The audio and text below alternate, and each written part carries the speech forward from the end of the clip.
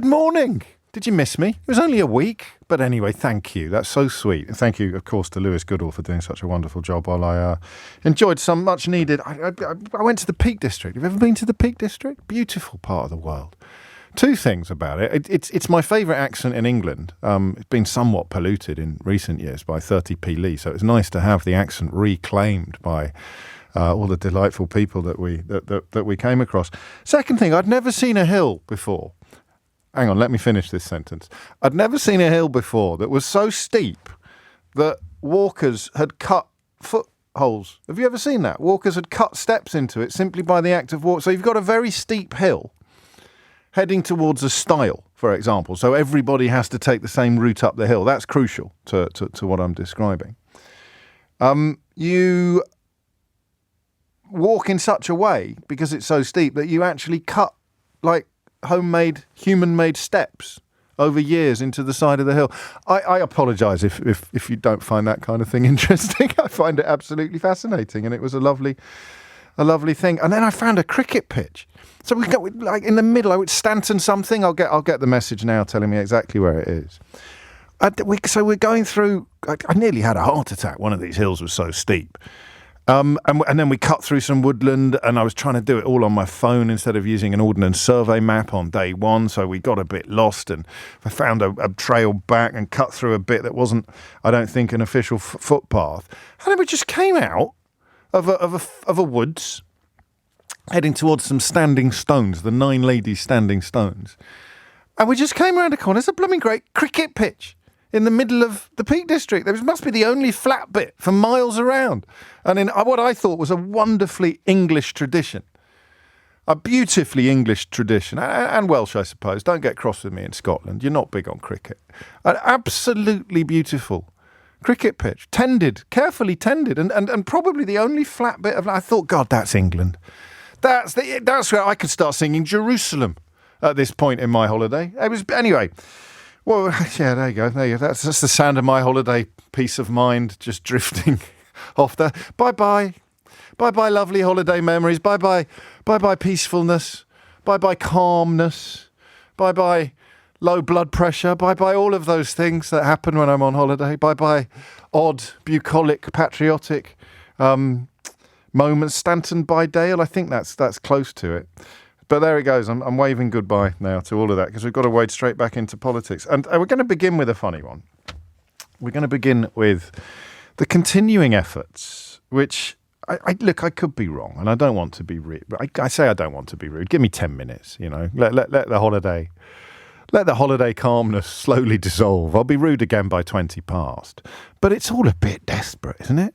Do you know that they put together fairly conclusive polling on the issues that the voters most care about. And, I mean, spoiler alert, this is from fieldwork that was done in between the 27th and the 29th of May 2024.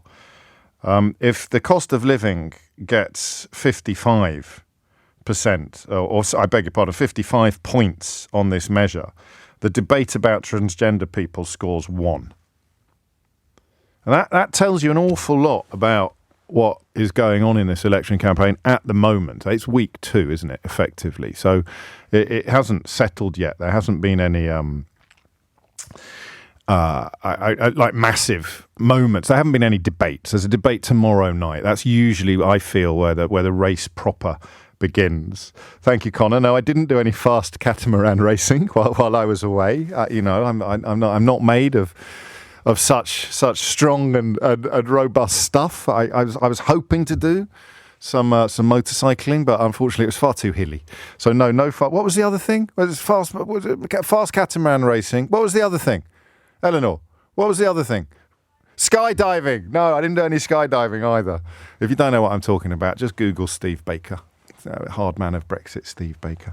So it hasn't really got nasty yet, despite the efforts of some contenders to make things nasty.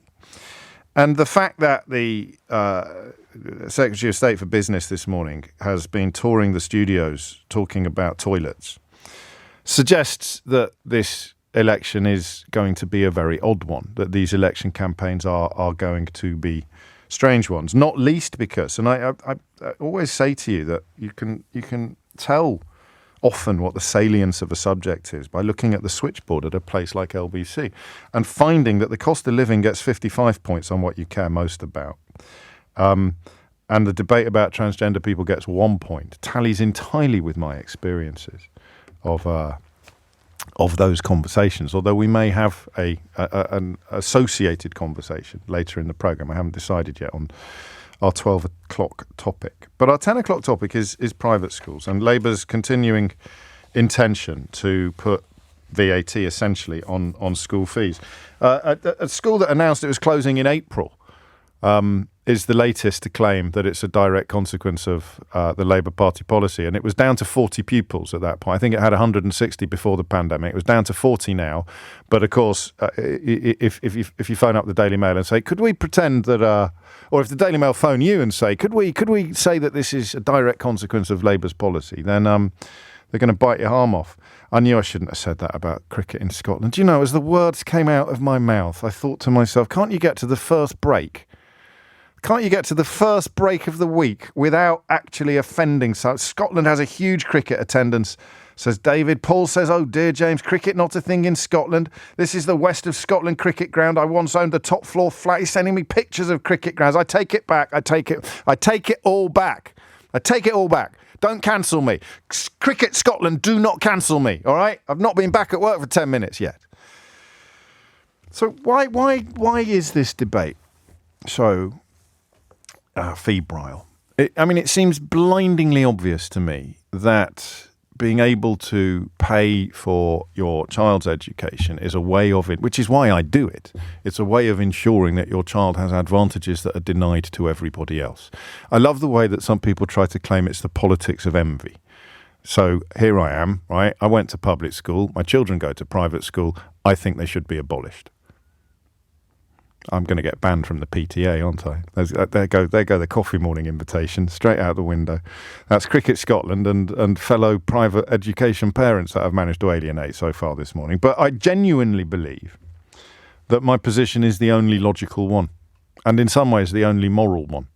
Let me explain. There is no earthly way that I am going to allow the children of Jacob Rees-Mogg or King Charles to enjoy even more advantages over my children than they were born with, if I can afford to claw some of them back. My late father taught me this, which I should warn you may involve a little bit of emotion as I recall some of the reasoning that he shared with me later in life, because I used to debate at public school for the abolition of public schools, and I still would, and I think it is the opposite of hypocrisy. The reason I mention all of this is because you can't accuse me of the politics of envy. It is actually ridiculous. One of the best ways for the ruling classes to keep the plebs in their place is to accuse them of the politics of envy. Because do you know what happens next? The plebs start accusing each other of the politics of envy. And by plebs, I mean people like me. You may not put yourself in that category. But imagine if I was doing this for a living and I was accusing you of the politics of envy because you want a more fair society. You want a more equal society. You become part of the problem. It's the politics of envy. It can't be the politics of envy with me because I both benefit from it and I buy it for my own children. So what is it with me? It's definitely not hypocrisy because I'm being completely honest about the fact that it's unfair. So how can anybody hold a different opinion? If you can afford it, I think you have an almost moral responsibility to pay for it, to give your children the best possible education that they can have. I think that if you want to look at it historically and socially, if you don't do it and you can afford it, then you leave the top of the pyramid even tinier than it is already. But that doesn't mean that you think it should exist. That doesn't mean that you think it is a good thing. It's just a necessary evil, if you like, if you want to give your children advantages that they would otherwise be denied. So 13 minutes after 10 is the time. The question becomes quite complex now because I'd bet my house on everything I've just said. All right? Everything. But if this policy makes the number of children accessing private education even smaller than it is already, does that actually create more unfairness in society as a whole or less? I don't know the answer to this. Let's use round numbers. I think the exact figure is about 7%, but let's say 10 and 5. By the way, I think it's a bit of a non-story in terms of the number of people that are not going to be going to private school now because of the extra 20% increase in school fees. The reason for that is that the price of school fees has gone through the bloody roof in recent years, and no one has complained about the exodus of British children from schools like mine are becoming finishing schools for oligarchs. I think they've been warning for the children of oligarchs, Chinese, Russian pupils. The price of the top public schools is now utterly, utterly prohibitive. So it's a bit of a non-story. Private schools have been closing at a rate of knots. One round the corner from me in Chiswick closed last year. Had absolutely nothing to do with Labour policies, but that's what they will pretend. The bit I don't know for sure, the bit where I think there might be a chink in the armour of my smug, self-satisfied certainty, is where you currently have 10% of children going to private school. If 5% go, does that make society more fair or less fair? 0345 6060 973. Because I'm not sure. I think that the fewer people enjoy an unfair advantage, the fairer society is. But if it was my children being squeezed out of the 10% because it's being culled down to 5%, I would probably not feel the same way. What if it gets up to 49%? If 49% of people are getting an advantage, does it cease to be unfair? 50%, 52% of people can afford a better education than the other 48% of the country. Of course, the Brexit results suggest that would be the other way round. But if 52% of people were better educated than 48%, would that still be an unfair advantage? Absolute equality of opportunity educationally is impossible. Do you know why? Because if you abolish private schools tomorrow, they would open up little tuition hubs at tea time. And they already exist, of course. You can see them on your average high street, maths help and homework clubs. So people would be able to pay, even if all children had identical access to identical schools, parents would immediately start paying for extra tuition, extra coaching, extra school. So money would automatically become a player in the process. But the figures would be lower. People would be able to get advantage for less. Until you remember that some people will put their children in after-school clubs and put their children in weekend schools and put their children through more hoops than you can shake a stick at. So immediately it's like that old line, isn't it? If you took all the money in the world and divided it by the number of people in the world and shared it out equally, by the end of the first day, you'd have people with nothing and people who were already rich. That's just the nature. Some people would gamble, some people would steal, some people would sell, some people would buy. It would automatically have broken out. So that's question number one. 10:17 is the time. I won't take much more on this. Question number one, what's more fair? An education where 10%, a system where 10% of children can buy advantage, or a system where 5% of children can buy advantage? Hit those numbers now, you will get through. Whatever your background, whatever your attitude, you may never have thought of it like this before, but that's question number one, 0345 6060 973. Question number two, I don't think I've ever asked you before. How does this look to other countries? Because private education on this sort of scale, certainly in Europe, is rare. I knew a Swedish girl at university who went to, I think, the only private school in Sweden. It was reserved almost exclusively for the children of diplomats. The idea that you've got 100 children and 10 of them have already been born 2-0 up, and then their parents can write a cheque and make sure that they're 4-0 up by the time the half-time whistle blows. What does that look like to other countries, to people from other countries? 0345 6060 973. Mike says, what about parents who can afford private school but choose not to? They don't really come into this conversation unless they're doing it for reasons of genuine principle, like Alistair Campbell and Fiona Miller. And that is where my position does begin to look a little bit hypocritical, because you could, but that would involve sacrificing what I see to be my children's opportunities and futures upon the altar of my own political ideals. And I can make a fairly strong argument for that not being fair. And then people need to earn a lot of money after going to private school, writes Andrew, in order to pay for their therapy, which I think is a very good opener, actually, for a conversation that we won't be having today, but which we have had in the past. So there it is. What does the British private school system look like to people from outside Britain? 03456060973. And does making it even more exclusive, financially excluding, does that make the country fairer or less fair? Hit the numbers now. You will get through. 22 minutes after 10 is the time. In case you think that I sort of unfairly malign right-wing media, particularly the Daily Mail, in these sort of issues, then I'll be joined later this hour by Dan Needle, the tax expert who sort of blew the doors off Nadeem Zahawi's arrangements. He's had a proper look at what the Mail has claimed about 4 in 10 people ready to quit private school because of the Labour policy. And I'll warn you now, it is... it's pretty uncomfortable listening for anybody who has used that as the foundation for their own opinions on this issue. But enough from me. Does it get more unfair if you limit access to unfairness to fewer people? Adam's in Bracknell. What do you think, Adam? Yeah, hi there, James. Yeah, thanks for taking my call. You're most welcome. I just called up because I went to private school as a kid, and then my parents lost their money and we ended up in state school. So I've kind of experienced both sides of the fence. Yeah. And the gulf between the two is immeasurable. It's such a big difference.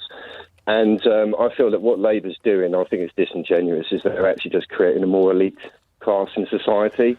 So they're going to basically squeeze out the middle class who can't afford the private education anymore, and then that's just going to create an even bigger gulf. Pretty much what you're saying. But when does that become? I don't want to talk myself out of a topic, Adam, by repeatedly saying I don't actually believe that the numbers are going to be anywhere near big enough to make the kind of scenario that this entire phone-in is based on, which is why I'm not talking to Dan Needle until the end of the hour, because he kind of drives a coach and horses through everything we're talking about, which is why we're talking in the realms of principle and theory. So yeah. What if it's 1%? What if it's only 1% that can access? What if the number is so small that in a way it doesn't matter? What if it becomes like owning a stately home? Yeah, I mean, what my view is that if Labour were genuine about trying to kind of separate this gulf in society, they would actually go for banning all private education schools completely. Yes. And then if you want to get a better education, then you can hire a tutor after hours. This means that people from elitism backgrounds will be mixing with people from, more poor backgrounds. Yes. It will get rid of the divide and this class society that we have in Britain that you just don't seem to have. Well, it wouldn't get rid of it. It would, because what you'd have to do, you'd have to have some sort of, you'd have to start introducing an extra payment on houses that are in the catchment areas of the best state schools, wouldn't you? Because you'd still, I've always thought it's just as unfair, in quotes, to have a 20% premium on a house in the catchment area for a brilliant grammar school where you don't pay fees, just as, quotes, unfair as it is to pay that money over the course of 10 years to send your child to a fee-paying school. It closes it down. But if we see that as perfect, in your view, and actually in mine as well, politically speaking, is just talk me through why reducing the number of people that can access the unfair advantage somehow increases unfairness, when I think logic and possibly even statistics would suggest that the fewer people have access to it, the more general fairness there is in society. Yeah, I mean, I just don't subscribe to that thought. I feel that if you've got something that gives people an edge over others in society, and then you make that harder to obtain for the majority of people, that means the people that can obtain that are just going to be more elite than they were before. So if 51% of the population can attain it, then it's really, really fair. Yeah, I mean, it is fair, but I just feel that everybody should be on a fair ground, and there shouldn't be any. I don't think either of us can win this conversation, hands down, because it doesn't make sense, does it, to say if you've got a sum total of fairness in society, right? So like a pie of fairness. If the slice of pie being taken out by the people who are enjoying an unfair advantage gets smaller, then you've got more fairness pie left than you would have if the slice of pie being taken out was bigger. But I think that the Labour's view on this is disingenuous. I think Keir Starmer. Well, I know that's your point, and I know that's the drum you want and to I'm thump. a Labour voter. No, I know, and that's absolutely fine. But there's no earthly way Keir Starmer is going to come out in the current political climate and call for the overall abolition of private schools, which is why I think you're being a little bit disingenuous when you deny the kind of possibility that you're letting perfect be the enemy of the good. If you've got a problem with private schools, then surely reducing the number of people that goes to private schools is progress. I just don't see it that way. I see it as you're making it more difficult for people. Therefore, it's going to be even bigger gulf between the people that can and the people that can't. Yeah. The top of the pyramid gets even smaller than it was already. But the pyramid. The rest of the pyramid gets bigger, which I guess you can actually argue this both ways. And we have, for which I thank you, Adam. Can anyone actually go definitive on this and actually nail down whether or not society as a whole gets fairer or unfairer if you reduce the number of people buying an unfair advantage? Toby's in Southampton. Toby, what would you like to say? I think it becomes a bit more unfair. And I think your previous caller talking about elitism and the elite going to private school. Now, I send my son to private school. I cannot afford, through my salary for my job, I can't afford to send him to private school. But before I got married, I owned a property, which I keep. And when I moved in with my wife, I rent it out. Every single penny of that goes straight from the tenant, essentially, to the school. Right? Yeah. So when Keir Starmer comes in and whacks on another 20%, I will no longer be able to afford the private school. Now, the reason why I chose private school is because of our son. We wanted a very small class because of the nature of what he's like, versus the state school around the corner, which is much, much larger, and he would be overwhelmed with that. So the one form entry private school that we've got, that was perfect for him. But suddenly, to not being able to afford that, and also you've got... But you know, immediately, Toby, I have to point out the army of young children with comparable or identical conditions or situations to your son whose dad doesn't have a rental property or a tenant effectively paying the school fees. And the bigger that pool gets, then the more pressure is put upon the state system to provide better care and better provision. So 10 to 15%. So making the number of children who need support from the state increases the need for the state to step in and do something. But if you've got roughly 10 to 15%, what I reckon, of kids that will no longer be, or parents will no longer be able to afford to send their kids to private school. Well, you know the fees have gone up by. Where are they going to go? Well, hang on, fees have gone up by way more than 20% over the last 10 years. Well, mine have gone up by about 5 in the last 5 years. We've been sending them. But if there's a sudden jump of 20% overnight... Well, number one, I don't think there will be. I don't think schools will do that. They'll absorb some of the costs themselves. But number two, this argument is, with respect, I know, and this isn't your fault because I've heard it being made by people who should know better, but it's a silly argument to claim that the state system won't be able to cope. State schools are actually declining in numbers. Our demographics are in such a mess that schools are closing, particularly in cities. I don't know what Southampton's like, but there are schools, state schools are closing because they don't have the pupil numbers. But that will never make the front page of the Daily Mail for reasons that I'll leave you to speculate on. So, but if you've got, let's say you've got 15% of parents that can no longer... it's a made-up number, but I'll run with it. Okay, so I'm only saying that because of people within the governors of a couple of schools that I know. They said that. Yeah. So they're going to go to a state system that currently is struggling, and I understand that. But where is suddenly this extra money going to come in immediately? How's it going to be phased in by, Keir Starmer? That's for him to explain, but it's got absolutely nothing to do with my question this morning about fairness and unfairness. So that's two callers. Making it more unfair. Yeah, that is my personal view. Of course, it's your personal view, and you're being very honest about why. But if you were listening to this as the father of a child who would benefit enormously from going to a school like the one your child goes to, but you actually can't afford it, you wouldn't feel this way.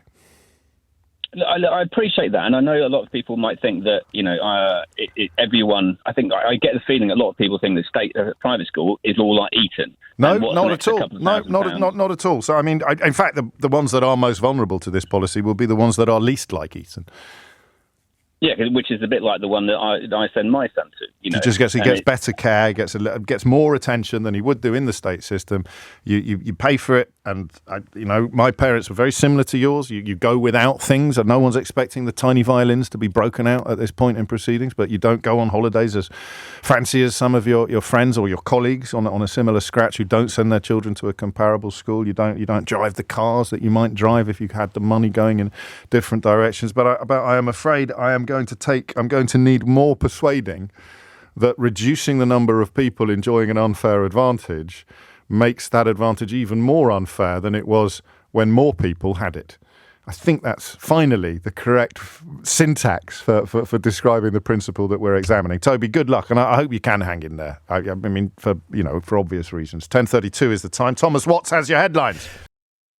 10:35 is the time. I've done pretty well. I've allowed myself half an hour before going down this route, which I find incredibly amusing. And I don't know whether you've noticed it before, but people who ordinarily find it very difficult to accept that financial difficulty exists in our society, despite the cost of living crisis, despite the appalling distribution of wealth in this country, despite Liz Truss having 49 days in Downing Street, despite people like Rishi Sunak making huge sums of money from essentially betting, there is still a sense, very carefully fostered by right-wing media, there is still a sense that people complaining, not even complaining, tragically, people describing poverty or even people describing struggle must be either lying or entirely responsible for their own plight.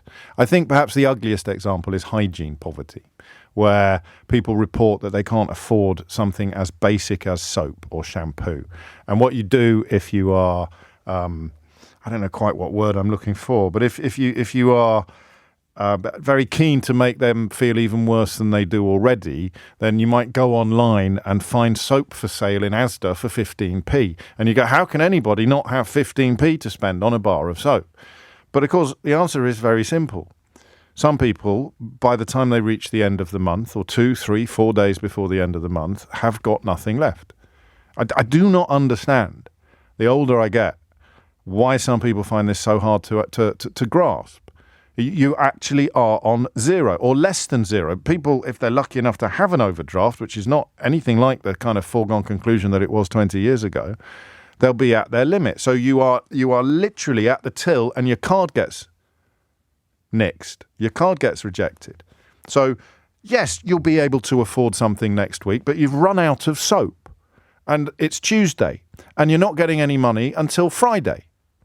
But these people don't exist. These scenarios don't exist. Food banks are for the feckless. Food banks are for the work shy and the scroungers. All of the evidence of poverty can be dismissed with disdain by claiming that there is no such thing and that anybody who can't afford X must be failing to work hard enough or spending all their money on avocado toast, Netflix subscriptions or flat screen TVs. If you're a middle class kid who can't afford a house, it's because of Netflix subscriptions and avocado toast. If you're a working class person who can't afford to feed their children, it's because of all your flat screen TVs and your addiction to tenant super. But the same people, I don't know whether you've noticed this, it's quite extraordinary, it's psychologically fascinating. Exactly the same people who deny the existence of financial struggle among poor people suddenly become caped crusaders when wealthy people describe theoretical future financial struggles involving keeping their children in private school. It's quite incredible. And you could make a list of the people who fall into this category. Someone over there can't afford shampoo, liar or scrounger. Feckless, work shy, layabout. Stone them. Person over there isn't going to be able to send their child to private school if the fees go up by 20%. Well, can we set up a crowdfunder?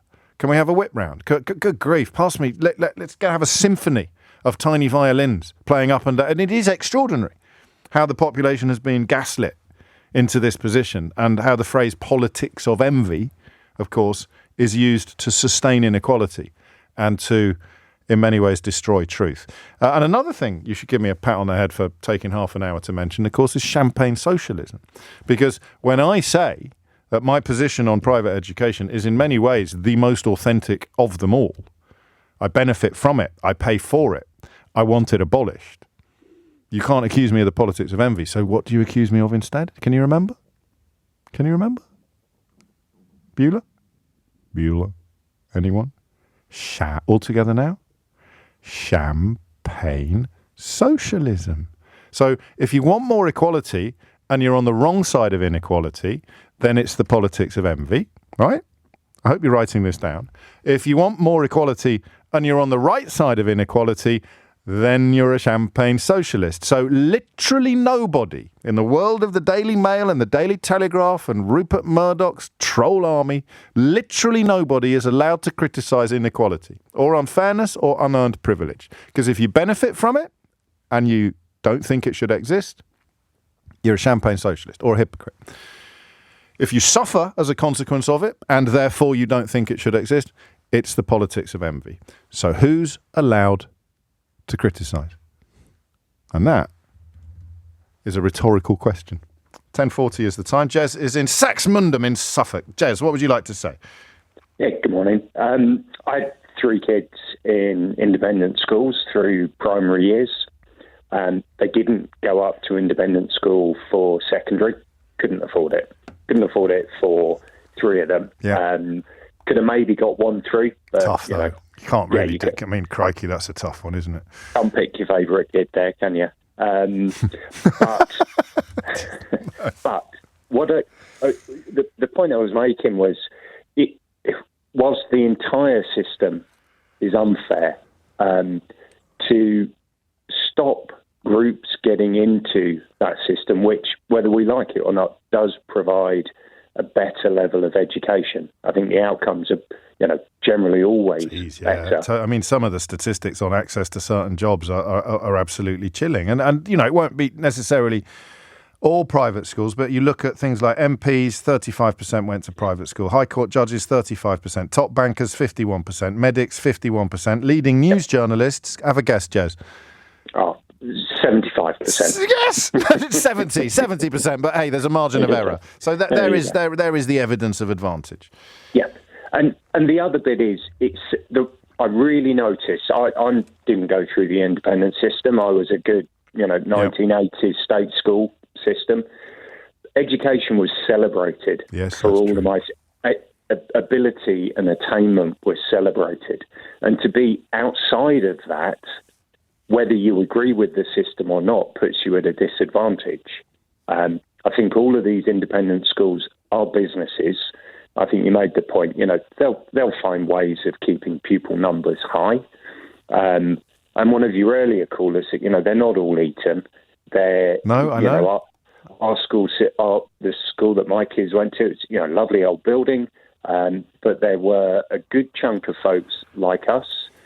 There were a lot. Like my parents. I got teased because my dad drove a Morris. Wouldn't have been a Marina, would it, by then? Maybe an Ital, a Morris Ital. One kid's dad hired a Bentley for exhibition weekend, and the truth came out about 6 months later. It wasn't even their car, because we say he was from Ireland, and someone said, "Did he bring it over from Ireland on the ferry?" He goes, "No, he hired it from a place in London and driven it all the way up to Yorkshire." So listen, I know we're not all little Lord Fauntleroys or Lord Snooties or penny farthings in human form, but if you reduce, say, from 7%, which it is now, to 5%, then do you not think these other numbers would come down? The 35% of MPs, the 70% of journalists, the 51% of top bank, wouldn't they have to? I don't think they will, to be honest. I think there's enough in that system to perpetuate it. So and there's no hope of any significant change to our education system over the next 20 years. Well, that's the point at which Keir Starmer would argue with you and would say, that is absolutely not the case. We will do what the last Labour government did with regard to education. We will prioritise it. We will fund it, and part of that funding will be provided by the VAT we raise on the school fees that people like us pay. And that's true, but the funds. So my daughter, really good example of this. Lovely girl, intelligent, very well behaved, because she had that kind of drummed into her through her primary years. You respect your teachers and all of that kind of stuff. She ends up getting lumped next to the tearaway kids as a good influence. Yeah, we've asked to talk about this.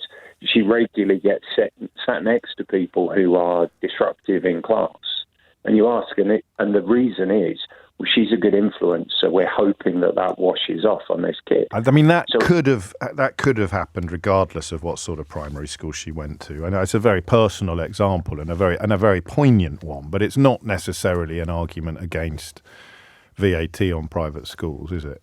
But broadly speaking, if you're paying for that service, I think your influence over your kids in that also increases their academic Here's my zinger. view. Here's my zinger. You ready? Because I was a disaster at school. I was so badly behaved. It was one of the poshest schools in the country. I got expelled. So I could use myself as a very specific example to challenge what you say. If I'd been at home with my parents, I'd have been much less naughty.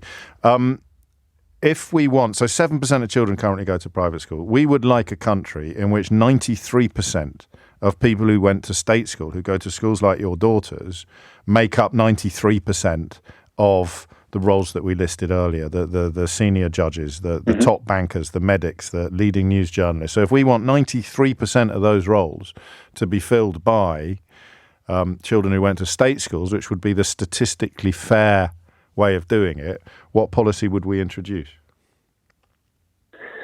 But I told you it was a zinger. Yeah, it is a zinger. And we all know there's lies, damn lies and statistics. Because what you could do, you could ensure that 100% of children who were state educated filled 100% of High Court judge roles, 100% of top banker roles and 100% of medic roles. You could do that. You could do that, but the influence then wouldn't come through what school you went to. The influence would still persist and be pervasive from who's your father again. There'd be some of that, but it would be much less, I think, and the meritocracy would kick in a lot more. I think. I don't know, and you're like all callers today. Your honesty is really helpful in pinpointing why this is not a political issue for many voters. It's a very personal issue, which is perhaps why the Tory media is trying to use it. I mean, partly I suspect it's because they're really struggling to find things to hit Keir Starmer over the head with. Kemi Badenoch this morning reached for toilets. But this one keeps coming back, so much so, in fact, that it was in the papers this very weekend, which is why the tax expert, Dan Needle, took it upon himself to have a proper look at what was being claimed. It's last week, not last weekend, last Tuesday, on that front page that said 4 in 10 to quit private school under Keir's tax. And, let's just say that the phrase fake news may spring to mind when you hear Dan's analysis of that story and the survey it was supposedly based on after this. 10:50 is the time. A slightly left field contribution from Simon, who writes, I've taught the spoiled brats in these private schools, James. Most of them couldn't run a bath. For evidence, see the current cabinet. That's not really the angle we're taking on the conversation today, Simon, but, personal testimony is always welcome. And to that end, we turn next to Dan Needle, who is the founder of Tax Policy Associates, the independent tax think tank, and whose attention was caught, I think it's fair to say, Dan, by that Daily Mail front page last week, which claimed 4 in 10 to quit private school under Keir's tax. So you started digging. Yes, 40% is a massive response, and we don't normally see any kind of effect that large for any tax, so it's surprising. Now, the Mail referred to a report by Baines Cutler, who are an educational consultancy, but I couldn't find that. What does that mean? What does that mean? Do we know what that means? Is that do I go to them for help on picking the right private school for my children, or is it? I don't think so. I think private schools go to them for help with stuff. Yeah, okay. Don't know the details, but it seems not statistics. Sure. Tell me more. So I dropped a line to Baines Cutler, wondering what the methodology was. And they told me they sent out surveys to parents, they got 30,000 back, and they added them up. And that's all they did. It's like a Twitter poll. It's like right now, if you got your listeners to call in on one phone line to vote yes, another to vote no, if you did that and then said, this predicts the result of the next election, I think people would laugh at you. Because again, we know Yes. That's not statistically valid. But Right. back in the 30s, this was a big argument. The Literary Digest sent out millions of questionnaires to its readers and got something like 3 million back, and said on the back of that it predicted the results of the 1936 US presidential election. And they got it wrong. And Gallup, who sent out an opinion poll, conducted opinion polling in the more modern way, got it right. And that was the death of the idea that you can just send out surveys and get accurate results. We're talking about have learned for hundreds of years. Statistical controls, aren't we, Yeah. really? There were none. It surprises many people, I think, Yes. that YouGov can poll 1,000 people and get it more or less bang on. But if you have 30,000 survey results, it's worthless. And the reason is that Gallup, YouGov, all the rest go to great lengths to get a representative sample that reflects the population. But if you send a survey back, the people who return it to you are going to be, could just be chance that they're different from everyone else. It could well be they're more motivated than the people who don't return it. But either way, you're not getting a valid result. And to their credit, Baines Cutler say they knew this. They did the exercise to help schools financially model. Doesn't seem to me a great way to do that, but never mind. They said they didn't intend that it should be scaled up to show the results across the country. It was the Daily Mail that did that. Council. It was the Daily Mail that did that. It's unclear how much is the Daily Mail and how much is the Independent Schools Council. Okay. I don't have the full Baines Cutler report. Why not? The Independent Schools Council is just not available. Oh. The Independent Schools Council do. They sent some kind of excerpt or summary, I'm not clear exactly what, to the Mail. Baines Cutler tell me that their report says it's not statistically representative of pupils as a whole. That information didn't get to the Mail. The Independent Schools Council denied to me that the Baines Cutler report says it's not statistically representative. I don't have the report. I don't know who's telling the truth. But I know this. That kind of statistics is in GCSE maths. Did the Independent Schools Council really not know this was a statistically worthless report? If they didn't know, then I have to say I think they're incompetent. And if they did know, what on earth were they doing? Well, they were trying to secure the sort of front page. I know that's a rhetorical question, but for the benefit of the tape, they were trying to secure the front page in last Tuesday's Daily Mail that they secured. And the quote you got from Baines Cutler is that the entire point of this data, and plenty of radio phone-ins have been conducted off the back of this front page as well. But the report it's based on, the people that conducted it told you the entire point of this data in our report was to give schools something to model because there is such a lack of clarity from Labour's actual plans. Make of that what you will. But crucially, it was never designed to be grossed up to the entire population of pupils like the Daily Mail have done. And the 224,000 number has never been published anywhere in our reports and is, in our eyes, the people who did the report, too high for many reasons. And yet, of course... I wouldn't necessarily blame the Mail for this. I'm not sure whether this is the fault of the ISC or the Daily Mail. But anybody who has based their opinion on this subject, or indeed their radio phone-in programme on this front page, has been rather badly misled. Yeah, the number is meaningless. What? I mean, is there a meaningful number anywhere? I know this is a bit off-piste for you, but did you, during your sort of pontification... I have to give a boring answer that it's not my expertise. There is a report from the Independent Fiscal Studies, which is a serious-minded report, which comes to a figure of, I think around, this is from memory, around 8%, but I could be wrong. There's a study from the Adam Smith Institute, which critiques aspects of the IFS paper and is worth reading for that alone, but also takes some previous Baines Cutler research seriously, which I think now should be viewed as a mistake. So the IFS is the go-to place for the figure on this. That, I think, is all we have. And where can my listeners read your work in glorious detail, Dan? If they go to the Tax Policy Associates website, taxpolicy.org.uk, they will see a report on the Mail headline, what Baines Cutler told me, and what we think it means. Which I would urge everyone interested in this story, and indeed interested in how the media works. I would urge everybody to do that. Dan Needle, thank you. That was very enjoyable. 10:56 is the time. So, if I were to suggest a phone-in based on that Daily Mail front page, I would essentially be either deceiving or misleading you, whether consciously or not. That doesn't really matter because the facts are now out there. Back to the question of fairness. George is in Nottingham. George, what would you like to say? Oh, yeah. So just quite interestingly, the Daily Mail statistics of 4 out of 10 children, if that was to be the case, I would say that it would be more towards it would be fair. However, the actual statistics that we've been hearing to the 8%, 10% sort of mark of children leaving, that would be unfair, I would say. Interesting. So there is a number, isn't there? I think you're where I am. There's a point at which it's like a tipping point at which if it has a big enough effect, it goes one way, but if it just nibbles at the sides, it goes the other way. I don't know whether that actually stands up to statistical analysis. We'd have to ask Dan Needle, but that's where you are. Yeah, so just to preface it as well, I fully intend on voting Labour in this upcoming election. I mean, I don't know if is he allowed to say that? I mean, other parties are available. You've got me now in the Purda paranoia, it's called, George. Other parties are available. I want to make that absolutely clear. And a full list of candidates of all constituencies is easily available. Don't tell me any more about your voting intentions. What do you think specifically about this policy? Yes, I do just think it isn't going far enough for my personal beliefs. I'm in the same boat as you. I feel like private schools should be abolished. I don't currently send my child to a private school as much as I would, given the circumstances. If I could, I would. However, I do believe that they should be abolished.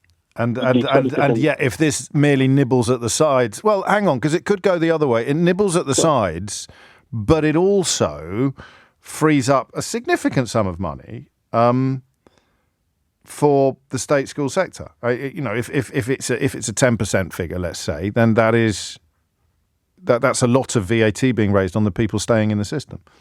Yeah, it would work out at about 60,000 pupils, right? I think Nick Ferrari mentioned this morning a statistic of 20% would be 120,000. So, if the VAT money on private schools was to go straight into the public school system, say that funds the 6,500 teachers. Well, that's what they're saying it will do. That is the plan, isn't it?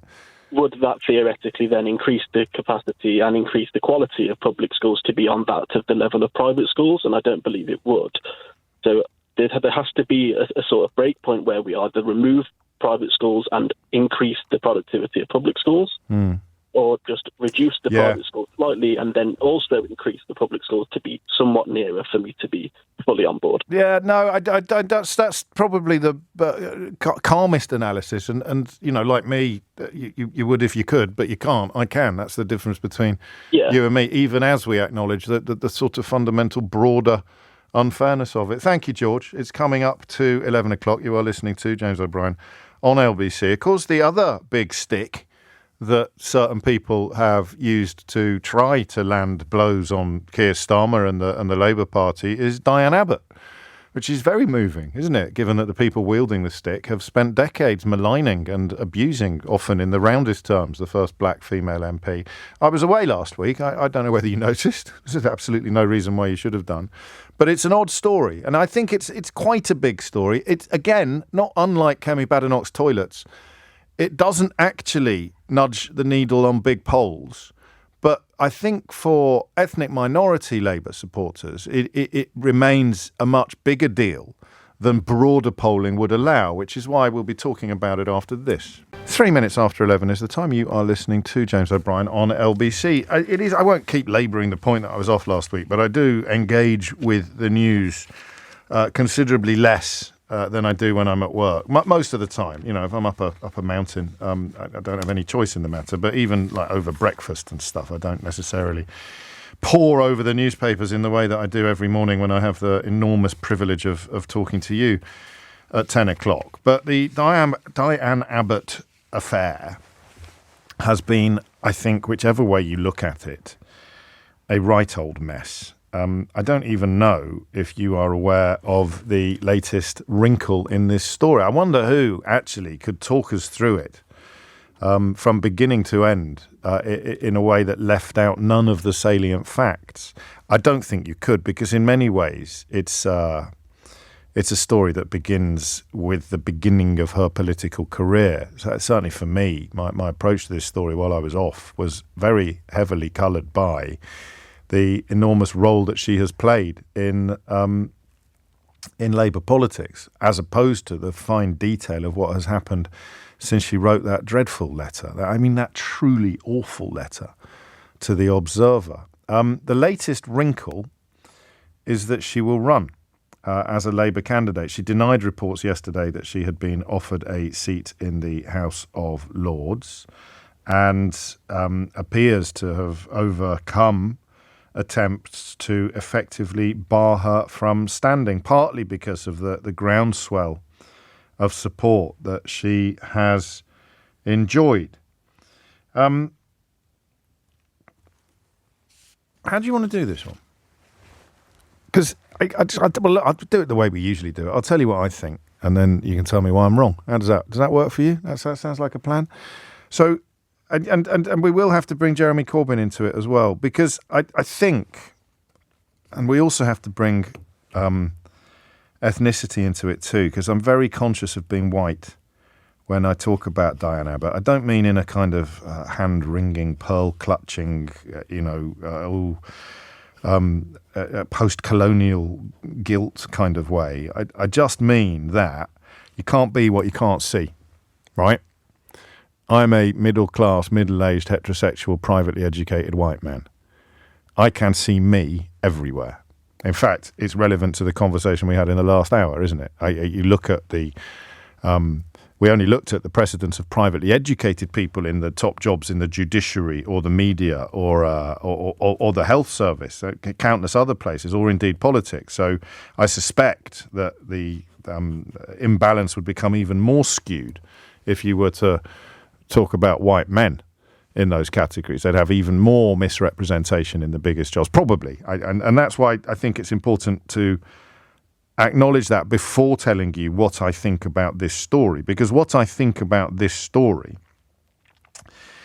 is that Keir Starmer's weird combination of ruthlessness and caution is at the heart of the Diane Abbott saga. And even as I say those words out loud, I'm conscious of I'm almost being oxymoronic, which makes a nice change from being simply moronic, doesn't it? But I'm almost being oxymoronic on this. Can you be ruthless and cautious at the same time? Can you have ruthless... I don't think you can have cautious ruthlessness, can you? But can you have ruthless caution?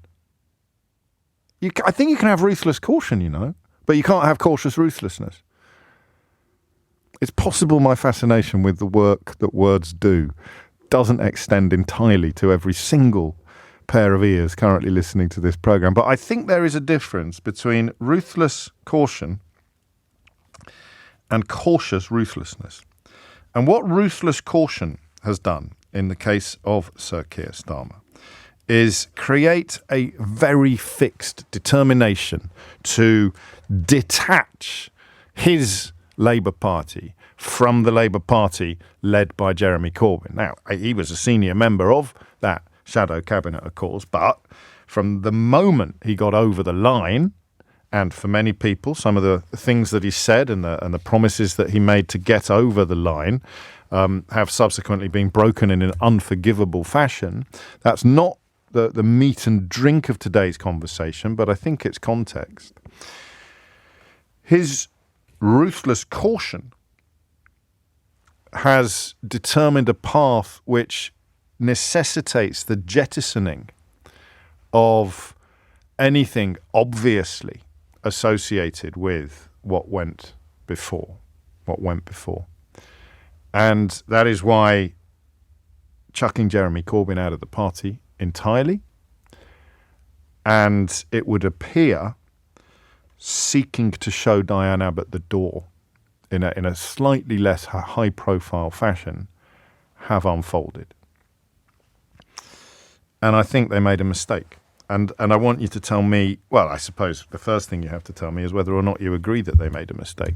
But presuming that you do, actually, no, I won't presume that you do. You may think it is really, well, first of all, you may go back to the letter that Diane Abbott wrote to The Observer, in which she effectively claimed that Jewish people and other groupings, including, I think, travellers, had not or could not experience racism. I want to get the words exactly right, because I looked it up last night when I was thinking about talking about this today. And I was actually, even though I knew it at the time, she denied that Jewish people, Irish people or traveller people could experience racism. She said they undoubtedly experienced prejudice, but said that is similar to racism, but added, for reasons that I will never understand, to be honest with you, that it is true that many types of white people with points of difference, such as red heads, can experience this prejudice. So she compared victims of the Holocaust, effectively, to people with ginger hair in the context of prejudice and racism. I wish that was an exaggeration, you know, because those words sound mad, right? Out loud. She compared the immutable characteristics that would have seen you sent to the gas chambers for being either Jewish or indeed part of the Romani community. Those immutable characteristics, because they were part of a white person's identity, they can't be racism, they can only be prejudice, which was just such an unnecessary and offensive intervention. I understand the point she was trying to make, by the way, because the other line about in pre-civil rights America, Irish people, Jewish people and travellers were not required to sit at the back of the bus. Again, you know, and she says in apartheid South Africa, these groups were allowed to vote, which just is screaming in my head. Yeah, what about now do Nazi Germany? But the point she's trying to make was made brilliantly by David Baddiel's niece, actually, in the documentary he did off the back of his brilliant book on the subject. And David Baddiel's niece is mixed race. So she has I think a white dad, a white Jewish dad, and a black mum, and she could actually pinpoint some of what Diane Abbott was driving at, because she's never going to be pulled over in her car for being Jewish, whereas we know that you are likely to be pulled over in your car for being black. So that's what she was trying to talk about, but she did it in such an obnoxious way. I use that word regretfully. Did it in such an obnoxious way that it absolutely exploded. And Keir Starmer responded, of course, by suspending the whip and mounting an investigation. Now, what appeared while I was off were claims, in fact, Newsnight nailed this, Victoria Derbyshire and her colleagues over at Newsnight, essentially established that the inquiry had been over for months. And whether Keir Starmer knew this or not is a question he will no doubt be asked in the coming days, but it meant that when he was publicly insisting that the inquiry needed to be allowed to conclude, that it needed to be allowed to run its course, he was misleading people, whether deliberately or not, because it was over. And the whip has now been restored, and it seemed to me on Saturday that the hope was, in fact, I think I said so on a stage in Derby, the hope was that she would quit the stage with dignity restored and possibly head for a seat in the Lords. That sounded like a poem. It wasn't intended to. So she would quit the scene, she would quit the stage with her dignity and her whip restored, but she wouldn't want to run in the looming election. I guess it was one of the things that the unexpected announcement brought to the surface, taking lots and lots of people by surprise. And now it would appear that she is going to stand. So I approve, and I'm happy to take all of the abuse that this will traditionally provoke. I approve of Keir Starmer's determination to make the Labour Party electable, to detach it from the madness that went on before. And I fully appreciate that you are possibly not persuaded that it was madness, and you won anyway, didn't you, in 2017, and indeed in 2019 when Boris Johnson achieved an 80-seat majority, Jeremy Corbyn won the argument. I know that because he said so. So I appreciate the existence of people who don't understand or agree with the idea that Keir Starmer's top priority was to detach the Labour Party from the legacy of the previous leadership, and that Diane Abbott was very, very, very much seen as a crucial part of the previous leadership. But I obviously think that they've handled this incredibly badly, and I don't think that the public at large see Diane Abbott as divisive a figure, or as, forgive me, but as ridiculous a figure as Jeremy Corbyn. So the ruthless caution with which Keir Starmer has sought to almost snip the blue touch paper before they can even light it. And is there anything more pathetic than Rishi Sunak resurrecting the ghost of Jeremy Corbyn at PMQs every week, when Keir Starmer has literally, or rather when the Labour Party has literally chucked him out? So I don't think that Diane Abbott was sufficiently associated, because she was the first black woman MP, because her profile was high long before you knew Jeremy Corbyn's name, because she was a queen of the panel show, a queen of the TV interview. She's had some embarrassing experiences latterly, but Diane Abbott's status as a Labour figure, for me, had absolutely nothing to do with her briefish tenure as Shadow Home Secretary under Jeremy Corbyn's leadership. And that is why I was pretty disgusted by the way she was treated. I think the letter she wrote was disgusting, but you make a decision about that and you make it quite quickly. What you don't do is, in a sense, hang her out to dry and to be humiliated. And the reason why that has happened is the ruthless caution, the determination to detach his leadership from the last leadership.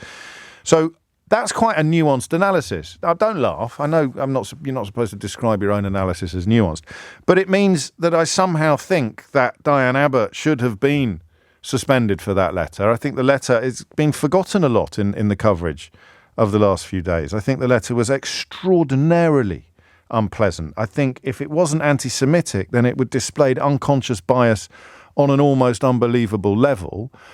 But I also think, as she demonstrated in that infamous interview with Nick Ferrari a few years ago, that her grasp of the detail is not what it was once. And therefore, maybe there's a defence to say, as she did herself very, very quickly apologise, that she just had a rush of blood to the head and dropped an absolute clanger. But goodness me, that original offence was absolutely immense. So how can you be simultaneously convinced that the original offence was immense, but also that she's been treated very badly by the Labour Party? I recognise this. I'm going to read some of this from Annie. Just let me check it first, because I tried to do this at the beginning. And I did acknowledge it, Annie. Perhaps you missed it. She said, James, you're not black, so you have no idea.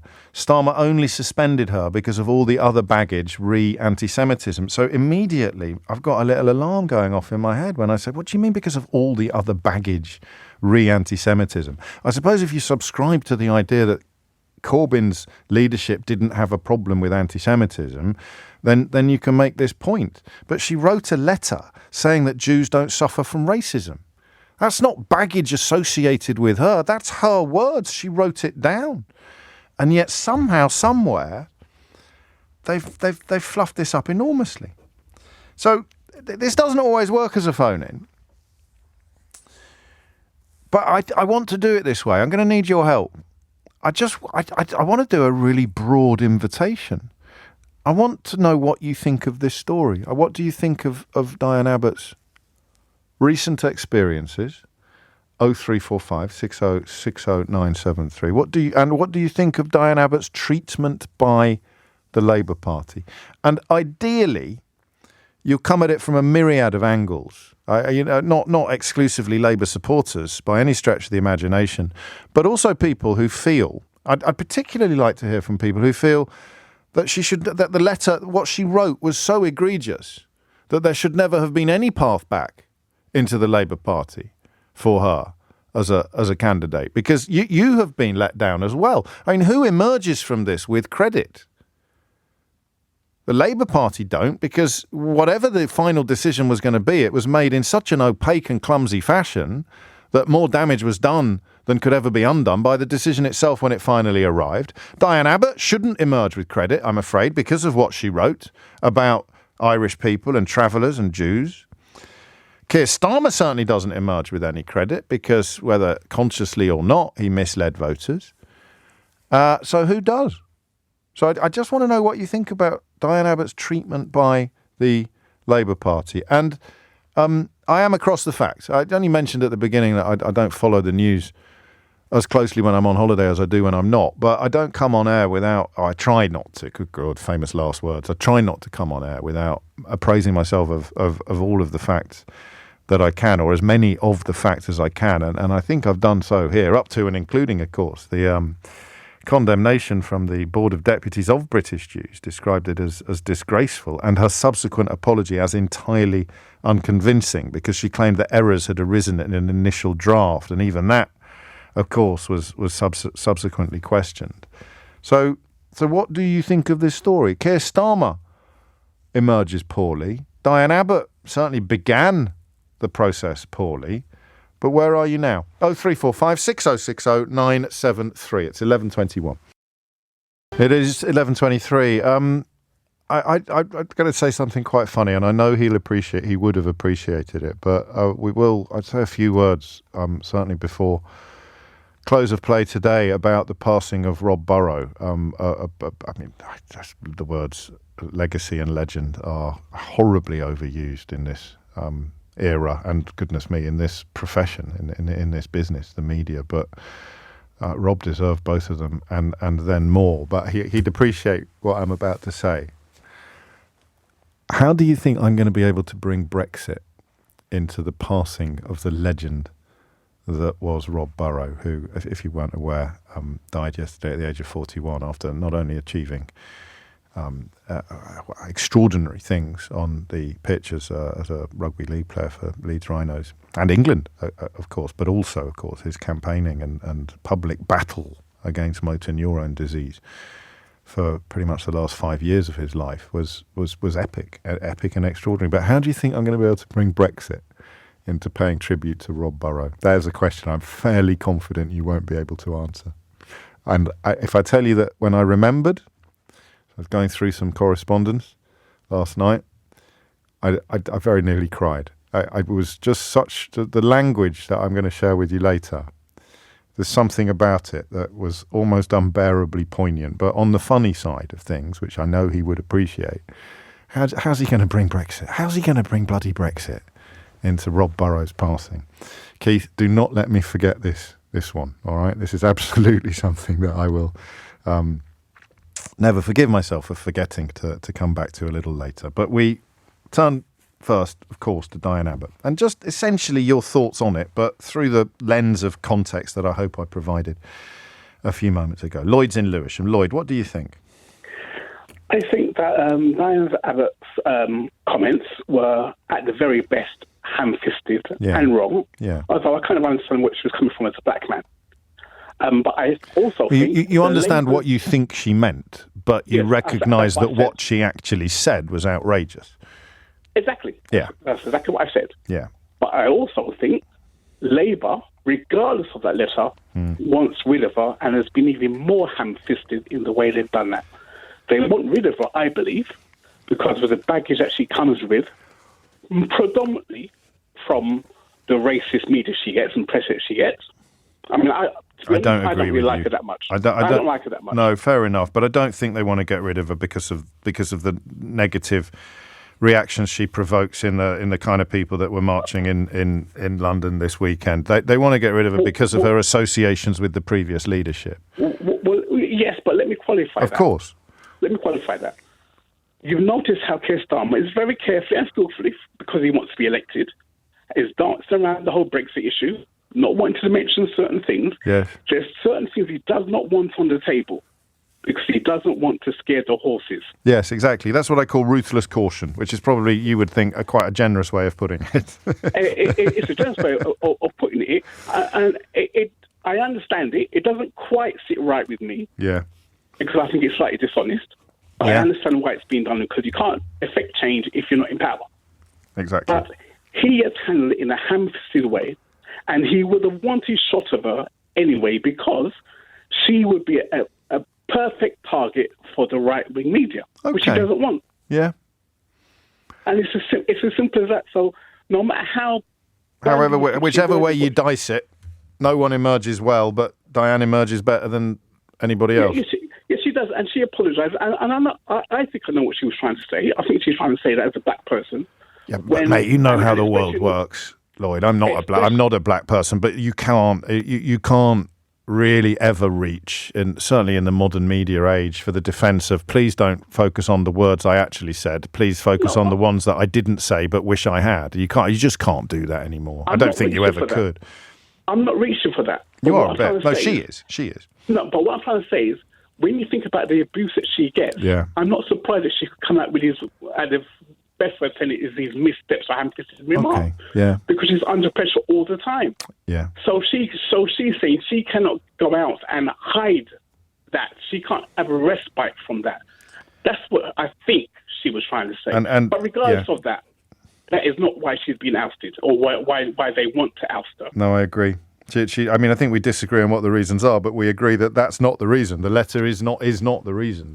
Whether it should be or not is open to discussion. But that's why I use the phrase ruthless caution. I don't think that she would necessarily have drawn the sort of fire that you describe, if your analysis is correct, or given her history and the longevity of her parliamentary career and the size of her public profile, I don't think she is a sort of just a Corbyn acolyte. She's so much more than that. So it wouldn't have been, I don't think, politically advantageous for her foes, for the people who don't want a Labour government, to keep banging on about her role under the previous leadership. I could be wrong about that, but I think that's what Starmer's calculation was, or at least the party machine's calculation was, that she was too closely associated with what went before. It's coming up to 1:30, lots of calls waiting, and of course we have to catch up with Keir Starmer's speech today, which went in very hard on defence. Here's a little teaser for you. How many candidates do you think...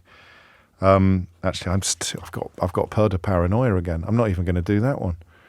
I was going to do one about candidates from a military background, but I only know the answer to that from one party.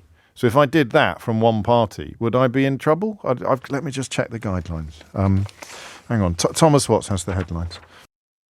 33 minutes after 11 is the time, and I can do this. I've checked the guidelines. How many ex-forces candidates do you think that the Labour Party will be putting up at the general election? I'll tell you when Natasha gets here with a report on Keir Starmer's speech today, which is focused largely on defence issues. How many? That's a simple question. I'm not going to give you any clues at all. 11:33 is the time. Back to Diane Abbott, and let's go to Manchester next. Joy's there. Joy, what would you like to say? Hello, James. Hello, Jane. I just wanted to get in on this conversation, just to say a few things around the whole Diane Abbott. I would call it a debacle, really. Yes, that's a good, great word, actually, and it's alliteration. Well played. And the first thing I wanted to say was, just to put it out there, as a black woman, I do agree with what she said, what she wrote in The Observer, though to categorise her as an anti-Semite because of it, I just think was just totally an overreaction. I think what Diane Abbott was really trying to say... No, you see, I'm going to have to stop you there. Sure. Because we have to focus on what she said. Yes, and what she said was that Jews can't be victims of racism. No, and what I'm saying is, and like I said... So you don't agree with that, do you? I don't think she meant it like that. I don't care what she meant, Joy. What I think... You can't agree with something she didn't say. You can only agree or disagree with what she said. Yeah, and I say I am agreeing with what she said. I'm not. So you don't think Jews can be victims of racism? You don't think Irish people can be victims of racism? She said that they were victims of prejudice, not racism. Exactly. So what I'm trying to say is, I believe what she meant by that was... We're going round in silly circles now. You can't judge someone by what you think they meant to say when you know what they said. And like I said, I'm not going back on anything. Right. I'm not going back on my agreement with her. But what I'm trying to say I'm Irish, and so you don't think I can be a victim of racism? You don't think that the treatment of the Irish people by the English over the last 1,000 years has been in any way racially motivated? Because that would be impossible. We've simply been victims of prejudice. The potato blight, the famine, that was just English landowners coming in, buying up huge swathes of Ireland and watching Irish people die. That was just prejudice. But what I'm trying to say, if you'd let me speak... Well, I'm letting you speak, but I'm reminding you can't keep telling me that you agree with what she said, but you don't think that she actually said what she meant. Well, what I'm trying to say is, if I can finish the sentence, was that my belief was that the darker you are, the worse society will treat you and based on your colour. Now, with regard to yourself who's Irish, I wouldn't know you're Irish unless you told me.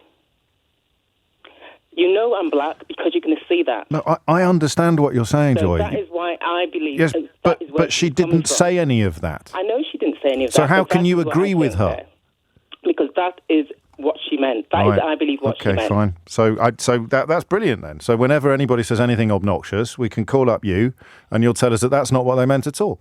Well, it depends on who's... If it's more of a black person, yes, you could do. Okay. So Don't whenever try a and black person says something don't try and obnoxious... gaslight me and my experience as a black woman. No, no Because one is. Don't try and gaslight me about what Diane Abbott actually said. I'm not gaslighting You are. You're telling me to ignore her words. I can understand what it was that she meant. I can understand what it was that she meant. It's obvious what it was that she meant, but why would she deny that racism exists for Jewish people or Irish people? Why not talk about gradations of racism? Why not say the racist experience of a black person will be different? It will be profoundly different. It will be measurably worse than the racist experience of a white person. You'd struggle to sustain that position if someone brought... Answer you with regards to why she No, never you can actually tell me. chose No, the you've word. just told me. You can tell me exactly what she means. Yes, because she probably thought that everybody could see the point that she was making. Which was that you can't be a victim of racism. You can't be a victim of racism if you're Jewish. Lie or look at anybody else's See, I experience think, and say you know, that we they were both saying. know what she meant, Joy, but we get judged in public life by what we say. We do. But you're giving her a free pass. I don't believe I'm giving her a free You're pass. saying don't judge her by what she said. I'm not saying don't And, judge her. and it wasn't exactly I'm a not- I didn't spur say of the that. moment. I It was didn't a say letter don't with judge her by what she said. it was a letter I'm with saying several that I drafts. can understand what it was that she was trying to say. I That's can what as said. well. You can judge her how you want. I can understand exactly. I think I know what she was trying to tell say. you not how to judge But her. Joy, here we go. All right, this is probably the end of my contribution to this conversation. Well, I wanted to go on to say. No, well, hang on. I haven't something finished about- yet. I haven't finished interrupting you. I You've made a don't. good attempt at it. What you have done is say, I agree with what she said, and then you've gone on to say that she didn't actually mean what she said. So you can't do both. I was saying I could understand what No, she was you saying. said you agree with what she said. That was your Agree with what first she line said, when and you I came. could- No, you agree with what you think she meant, but you don't agree with what she said, which is why we're actually on exactly the same page.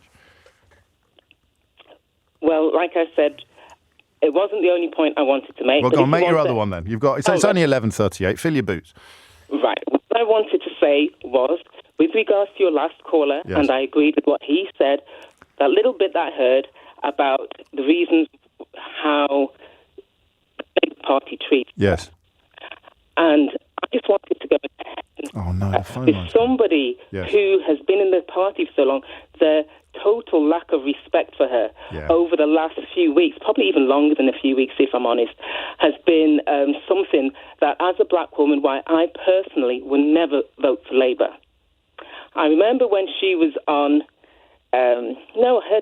just to go back a little, I remember maybe about a year or two ago, somebody who was on Nick Ferrari's show, Yeah. it was a male Labour politician, he'd asked him something, made a reference to Diane Abbott and what she believed in, etc., and he more or less said, oh, Diane Abbott, nobody listens to what she said. That's now, that disgusting. was somebody within the own Labour Party, somebody who has been sort of a pioneer Yeah.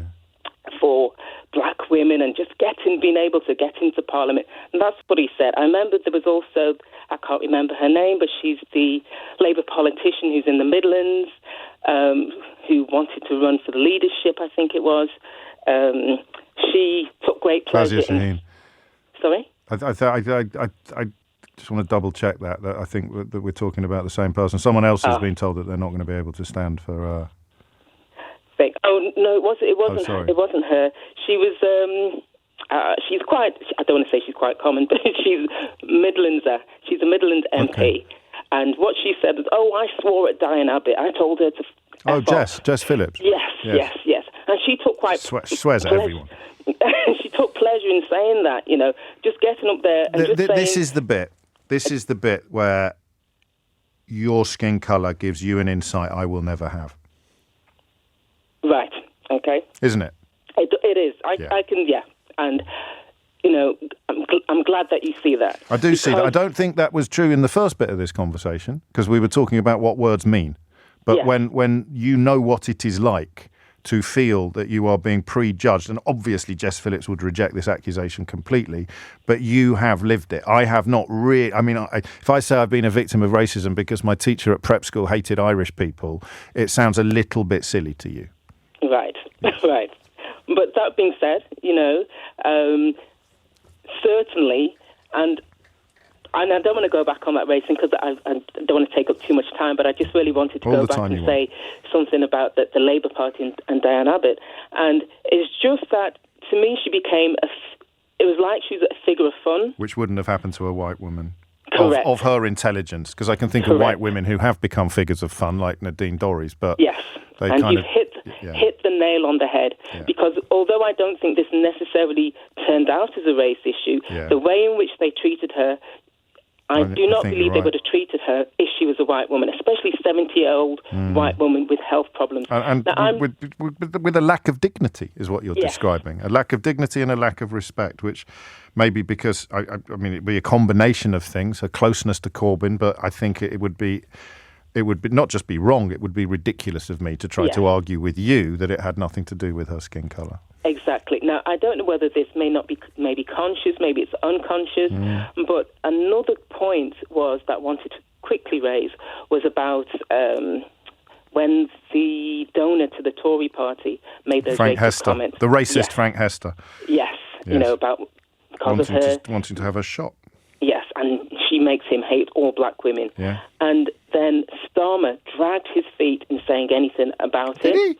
And when he did, and even Diane pulled him up on this, the only thing he said was, the first thing he said was, they should give the money back. He never said, he never dealt with the fact that he made a racist comment about... Still got the money. Thing. Yeah, that was his concern. Oh, they should give the money back. And wasn't until she pointed... Call out the abuse, not the cash. And wasn't until she pointed this out to him that he then said something further. And then you saw that whole thing when she was trying to stand up in the Houses of Parliament to say something, where Lindsay Hoyle wouldn't go to her for a comment, where she stood up, I think somebody counted it, was counted about 40-odd or 50-odd times. So it wouldn't take her. I mean, there's probably an argument for that in parliamentary tradition, but they've broken parliamentary. They prorogued it when Johnson was Prime Minister. So, yeah, they could have. I think, especially on that occasion, made an exception. If that's the reason why they didn't go to her. I think we did a phone in on that at the time. We made that point at the time. It was just, like I said, and it was cruel. I felt humiliated for her. Yeah, I did. It was embarrassing to watch that they would treat somebody like that. And now, all of a sudden, a couple of weeks later, everyone's now, revering her and looking at her career and what she's done as a black female MP. And I'm thinking to myself, but you never thought that. You never showed her that kind of courtesy yourself within the party. This is a big deal for you. This is, I mean, that in terms of turning off decades of support for a party, this has been enough to flick your switch. Yeah, because with everything that's going on, etc., you just feel that you're constantly being gaslighted. Yeah. You tell them about the way... You daren't say anything now because, it used to be before, you're playing the race card, you're playing the race card, you're playing the race card, etc. But I just noticed things are getting worse for us as black people within the UK. And historically, the Labour Party would be part of the solution to that problem, not part of the anymore. problem. And that's hard. I mean, that's a very serious thing that you're saying. What I would say is, I would tell fellow black people, do not vote for them. That's how bad it is. Do not vote for them. Look at the way they have treated her. Even if she stands? Do you know what? I was surprised that she did that. She should have went as an independent. I would have left them at that point, and I would... You haven't answered my question, to be fair. You haven't answered my question. Even if she stands, you would tell black people not to vote for her. I would tell them do not vote for them. And I'm don't vote for her? Well, do not vote for them. Well, she's one of them. Yes, all of them. I would tell them do not vote for them, her included. Because, like I said, because we're tolerated, she's tolerated, and we're tolerated just about. How they've treated her is synonymous to how they treat us. I mean, that whole kneeling on the, taking a knee, cynical ploy to retain the black vote. When, is it But this is. Listen. I hope you feel you filled your boots. I said I'd give you. I said I'd give you lots and lots of times. But we do have to take it back to the beginning, and I can agree with everything that you've said since. But you can't separate what we both know she meant to say from what she actually said, which is that's why we fell out at the beginning. I wasn't trying to gaslight you. I was just pointing out that everything you've said subsequently is true, but the original offence you mitigate by saying that the words she said should be ignored and the thoughts she meant should be focused on. And you must see that that's not really on. No, as in you're right. No, as in you're right. But we should have done it the other way round. If we'd I'm agreeing with what I think she meant. Yeah, same. But I agree with what I think she meant. The words she chose to express that were not the right words. She should have characterised that better. She should have said that better. How about that? I don't know. You can tell I've just got back from holiday, Joy. Look at that. Can I just add one other thing? Honestly.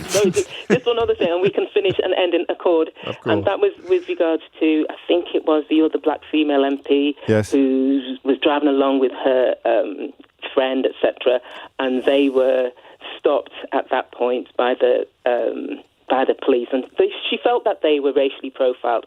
Again, silence from Starmer, absolute silence from Starmer. Nothing was said about that. And for me, that was just saying, it's just another thing that I've noticed with him. You know, if it's not a popular cause, if you like, there's no, there's no support. We have no support from him. So that is just another thing that I think to myself, we're tolerated, especially when it comes to voting, but we are not really a people, I don't believe, that the Labour Party support any longer under Starmer. I mean, I'm not going to argue with you because this is, very, very powerful stuff. But the party you're describing, they are still in. I mean, if Diane runs, and Dawn, I think it's Dawn Butler that you're talking about, and I recommend the Full Disclosure interview that we did together and her book. You're seeing them as not part of the Labour Party now. No, I see them as being tolerated within that party, and I feel that because they might be offended by that. I think, but if they admit things themselves, they would notice and admit that the treatment of black people within the party over the years, with regards to giving top shadow cabinet positions. That'll catch on. Shabinet. We've got a shabinet at the moment.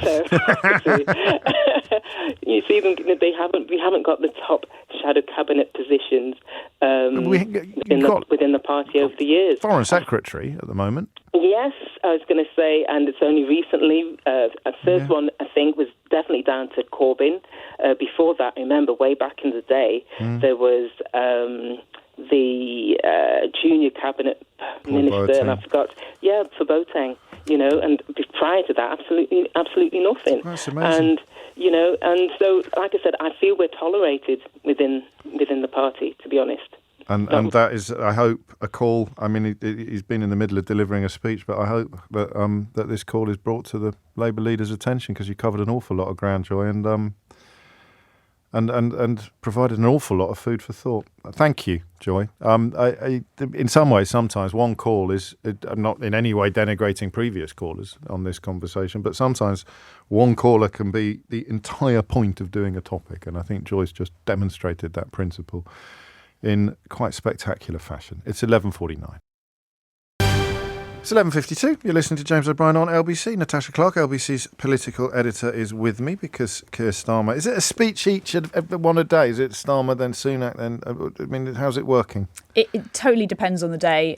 Most days, Keir Starmer and Rishi Sunak are both out and about, speaking to activists, giving mini speeches on the stump, turning to... But then you have a set-piece speech. Yeah, this has been more of a thematic day for the Labour Party. They're out today talking about defence. Right. So you've had comments from both John Healey, the Shadow Defence Secretary, and also Keir Starmer talking about their new triple lock for defence. So, yeah, that's what they've been out and about today doing. And, yes, Keir Starmer said this morning he would be prepared to push the nuclear button if he becomes Prime Minister. So what a change that is. Always get asked that, don't they? But it is an important question, James, because obviously the last time we asked the last Labour leader about this, he just would not want to answer that question. He clearly would feel very uncomfortable if he were Prime Minister, Jeremy Corbyn were Prime Minister, and he had the opportunity to do so. So, yeah, a huge change from that party that just a few years back voted against renewing the Trident nuclear deterrent. And so he said, surrounded by 10 veterans who will be running to be MPs, that he would be prepared to do so. Firstly, on the nuclear deterrence, it's fundamental. It's a vital part of our defence. And of course that means we have to be prepared to use it. Now, nobody who aspires to be Prime Minister would set out the circumstances, but it is there as a vital part of our defence. So, of course, we would have to be prepared to use it. It's significant and it isn't significant. I mean, it's only because of some of the subjects we've been touching on in the previous hour, because of what he inherited, that question has any nuance at all, really, isn't Sure. it? Because, of course, you're going to be prepared to activate the nuclear deterrent if circumstances demand it, unless you're the other fella. Yeah, but for Keir Starmer, he's probably more than welcome to answer this question today. It's all part of his. It's not a gotcha. Nope, not at all. Not at all. He probably asked one of the journalists to ask him himself. Saying, What are you suggesting? What are you suggesting, Natasha? Outrageous. Wouldn't pull back the curtain like that at all, James. But yes, John Healey, Labour's shadow Defence Secretary, was also there. He was speaking about the Tory record on defence and really hit out at 14 years under the Conservatives.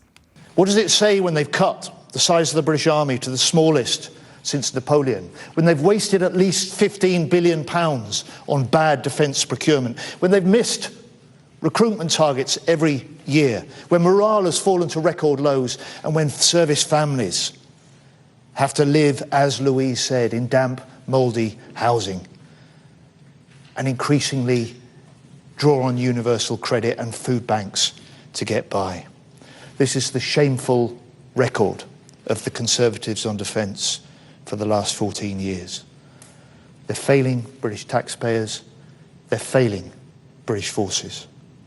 Now, the Conservatives say that Labour haven't laid out the same sort of defence plan that they have. They've said that they would reach 2.5% of GDP by 2030, and the Labour Party haven't laid that out yet. Grant Shapps, the Defence Secretary, said last night 12 members of Starmer's frontbench team, including Angela Rayner and David Lammy, voted against Trident. We know that Rayner is now making the decisions in Labour, so Starmer's supposed backing for Trident is meaningless. So the Conservatives trying to argue that because some of these people, including Rayner and Lammy, voted against Trident, you can't trust Keir Starmer on defence. But yes, he's trying to say, look, this is a changed Labour Party. And you heard John Healey out on the morning round today defending this. He said that was 2016. This is now, the world is changed. This is part of his very big pitch from the Labour Party to say, look, you can finally trust us on national security, and things are very different now. And you've got 14 ex-forces candidates on the roster for the Labour Party as well, which is not a coincidence. It's not. The Labour Party, I actually wrote a story about this about a year ago, about how Labour were targeting specifically. Well, yeah, I know, it's come true. It's come true. They are specifically targeting ex-forces people to try and turn around that and defend. And if you look at where they're standing, they're all standing in sort of former military towns as well. So they will obviously have a resonance with the people in those towns. This is a very targeted strategy from the Labour leadership, and it's been ongoing for a while. And you heard Keir Starmer talking about that earlier today when he was at this defence speech. He was saying, John Healey said that Keir Starmer had said to him, never again will we be going into a general election not trusted by the public on defence. He realises that this is a vote winner for so many people. And obviously we've got D-Day coming up, the anniversary of D-Day coming up later this week. Labour Party are on the front foot on defence. I think that will resonate with quite a lot of voters. Indeed it will. It's hard to know where to start on unpicking this, especially when, unlike you, I've been away for a few days. But it is impossible not to look at the numbers. So any Conservative hopes that the polls were going to move or turn, doing sort of broader vista stuff now, well, it's not happening, is it? And I sense that your profession, more perhaps than mine, as in those of us that are allowed to have opinions versus those of you who are not really supposed to, haven't quite worked out how to process the scale of the potential result, because all of the pollsters now are putting out their seat projections. Yeah. And they look freakish, which creates an idea in the mind of some observers that they are freakish, that they will prove to be outliers. But we're heading now towards territory where the outliers are becoming the mainstream. I think there is definitely concern among Tory ranks that these polls aren't changing, and that's exactly what the Conservatives hoped would happen when the general election was called. They hoped that that would mean the polls would start to narrow, but so far we haven't seen really any evidence of that at all. A couple moving by a couple of points, but no real change. And if that continues, that's really going to spook Conservative MPs, and already we're hearing from a few of them going, we don't think the polls are going to change. We genuinely do think this is going to be as much of a nightmare scenario as potentially we feared. And we've got another big poll out today from YouGov, which they've said is going to be releasing later this afternoon. That was one of the most accurate MRP polls, which is a projection of what it would look like for seats in the general election. So if that continues to say what previous MRP polls have said, I think going into Saturday, there were two big polls projecting, like I say, this huge Labour landslide, showing loads of seats for the Labour Party, and lots of people still saying, on the doorstep I'm hearing this, on the doorstep I'm not.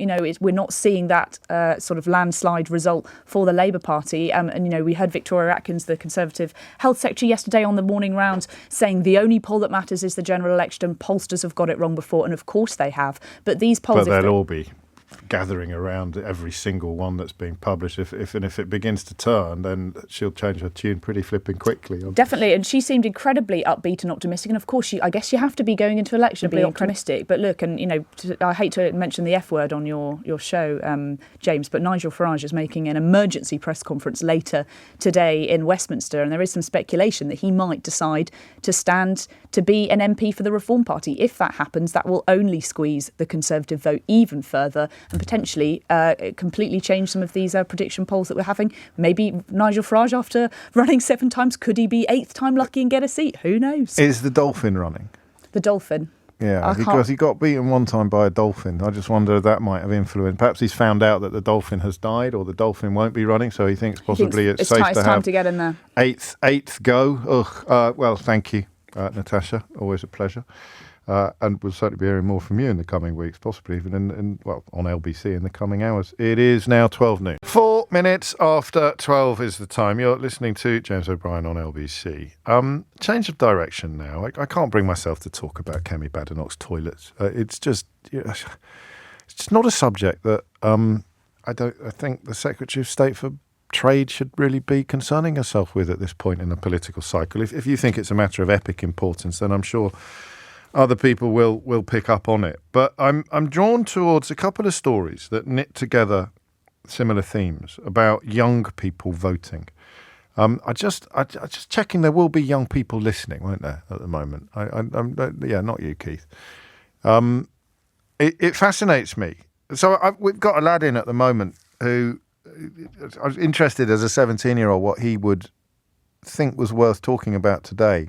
And he mentioned the national service story, and I kind of thought that's probably withered a bit on the Times. But oddly, after Samuel said that, I started reading an article in the Times today about a journalist went to visit Warwick University to sort of canvass political opinion among undergraduates, and he goes in on that national service story. It's a lovely paragraph, actually. James Marriott can really write. A warm sun is breaking through the dreary clouds over Warwick University, and a confused first-year student is fretting about concerning news that has just reached her.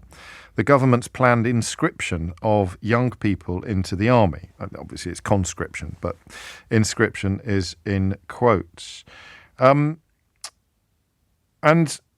I don't know how politicised or political the younger generation is as this election approaches. I really don't. I mean, I don't even know where you'd go to find out how politicised the younger generation is as this election approaches. Saatchi and Saatchi have been commissioned, the advertising agency, have been commissioned to encourage more young people to vote. Regardless of who they vote for. Dale Vince, Chief Executive of Ecotricity, another brilliant guest on Full Disclosure not long ago, has also written today about the importance of getting young people to vote. He describes a third of young people not being registered to vote. And that, of course, is a ground for concern for anyone truly concerned about democracy, but it is good news for one party and bad news for another, if you look at the polling of where support lies among younger generations. So it's a really interesting bit of polling that they've done. about potential partners and politics. This is a YouGov poll. 40% of Britons aged between 18 and 24 consider regular voters to be more attractive potential partners. I guess it just means you're more engaged with the world around you, does it? If you are a regular voter. I like this bit. A fifth of respondents felt that non-voters would spend more time talking about themselves on a first date and were more likely to be rude to a waiter. There are, I mean, look, I can't define young people, Adam. I can tell you what a Gen Z is. A Gen Z, I think, starts roughly when Tony Blair became Prime Minister, about 1997. But I for my purposes, let's say between 18 and 24. All right? Between 18 and 24. And you can go a bit higher. Everyone's asking me to define a young person. 18 to 24, I think, is a reasonable category. But you can swing. We can have a little margin. You can't go lower than 18 because you can't vote. Bad luck. But we can go a little bit higher. So 18 to 24, brackets 30, close brackets. How's that? Is that nice? Is that good? So in your 20s, but mostly 18 to 24. There's two ways of doing this, and I'm going to do both of them. What do you care about most if you are in that category? And that presumes a level of political engagement, because what I'm not going to be able to do presenting this programme is find lots and lots of examples of young people who are not politically engaged. I don't think it involves blowing smoke up our own backsides to point out that if you listen to this radio station, or if indeed you listen to this programme on anything approaching a regular basis, then you are politically engaged. You could, I suppose, have tuned in by accident, like Susan Hall always does, the former Tory candidate for Mayor of London. She's constantly tweeting about how she's accidentally been listening to James O'Brien on LBC, bless her. But, I mean, you've accidentally tuned in. You've just caught me speaking at this very specific moment. And you've thought, yeah, I don't care about politics, but I don't think that's going to provide an entire switchboard of calls, is it? People accidentally tuning in, hearing the offer to ring in if you don't care about politics and you are aged between 18 and 24. So we can't do it that way round.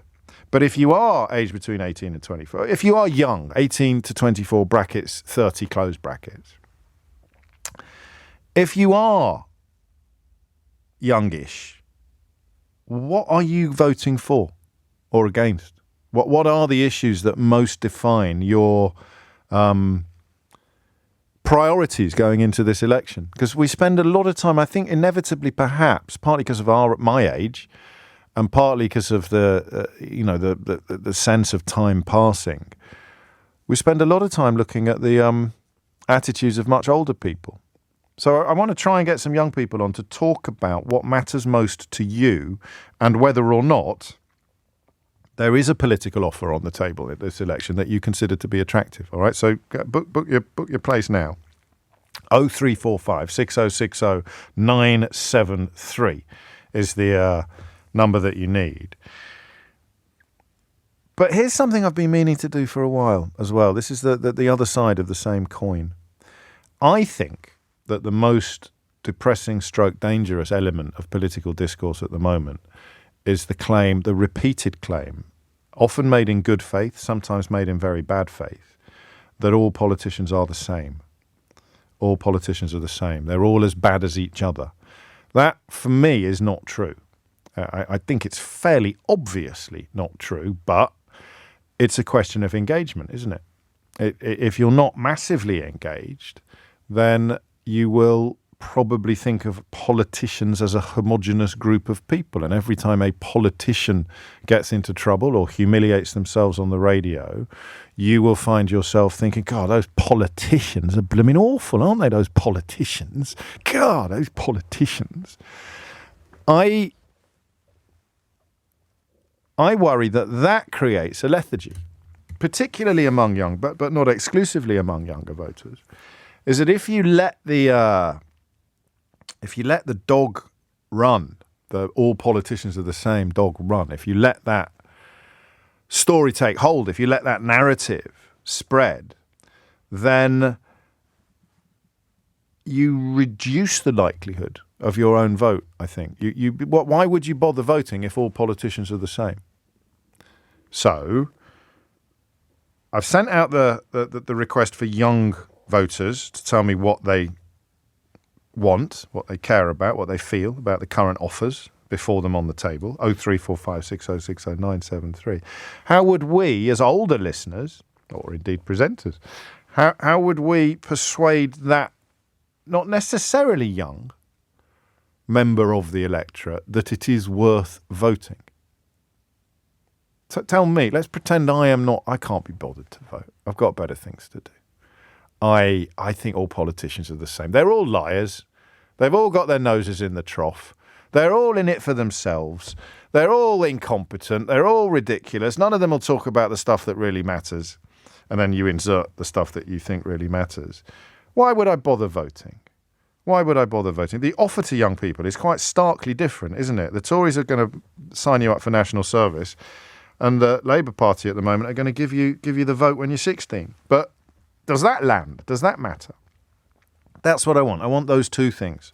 Number one, engaged young people, younger people listening to this programme. What is the stuff that matters and why? And then inevitably, what do you feel about the offers on the table in front of you? But then for everybody else, whatever age you are and whoever it is you're addressing, how do you persuade somebody that it's important to vote, that it's worth voting? What is it? Because you can, I think, get quite downcast by the state of our democracy. You can see it as essentially moribund. I mean, the world has changed a lot since 2010, just as it changed a lot in 1997, or began to change a lot in 1997, and it began to change a lot in 1979. But you could be forgiven for thinking that, well, there's not been, apart from a kind of, Liz Truss type catastrophe, it doesn't make that much difference to my life. And yet, of course, it does. So how do you persuade people of that? How do you even remind people, perhaps, of the importance of their vote? Why all politicians are not the same. Phone lines are wide open. You might struggle to get through, actually, but I'm sure that some vacancies will present themselves imminently on 0345 6060973. Thank you to everybody who has got in touch to say that they weren't politically engaged, particularly when they stumbled across this programme, but they are now. But thank you particularly to Jez, who's written, James, I have been accidentally listening to this programme for the last 3 years. It's this damn radio. I still haven't worked out how to change station. I got in a car once. I got in a minicab once, and it was being driven by a bloke whose radio was stuck on LBC. I said, oh, that's nice. You listen to LBC. And he obviously didn't know who I was. And he said, I can't change it. It's an old radio, and it's completely stuck on LBC. I don't know what happened to him, but I doubt it was pretty. 17 minutes after 12 is the time. Gen Z will vote, but they're not excited about it. And that, I think, is because the stuff they care about is not necessarily the stuff that the politicians have propelled front and centre. And on a similar theme, Saatchi and Saatchi launching a big campaign to encourage young people to vote. Just Vote posters will be erected across the country, including at Glastonbury, and there'll be a big online campaign. So persuade someone that they should, or tell me what it is that you, as a younger voter, care most about, and then we move inevitably, don't we, into the question of whether or not the major parties are making you an offer you can't refuse. Zara is in Worcester. Zara, what would you like to say?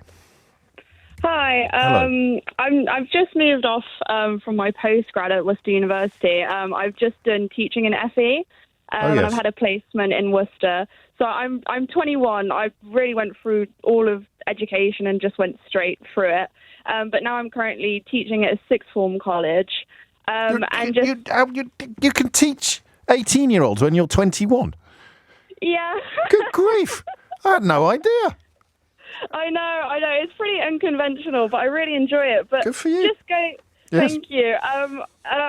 Recently I've moved out just this week, and there's so many issues that come up in teaching, and just seeing 16 to 18-year-olds and having just gone through it, I can just see how difficult it's going to be for them to either get on the housing market, to be able to get a flat even, which is why I've always been kind of tuned into politics, but I'm probably going to vote Labour because it's...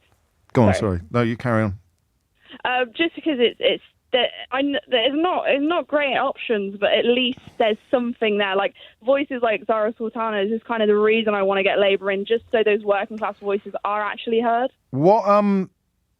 So, because of course there was an advertising campaign before you were born, I think, where it featured people saying that they weren't interested in politics, and then it was you've just done it brilliantly.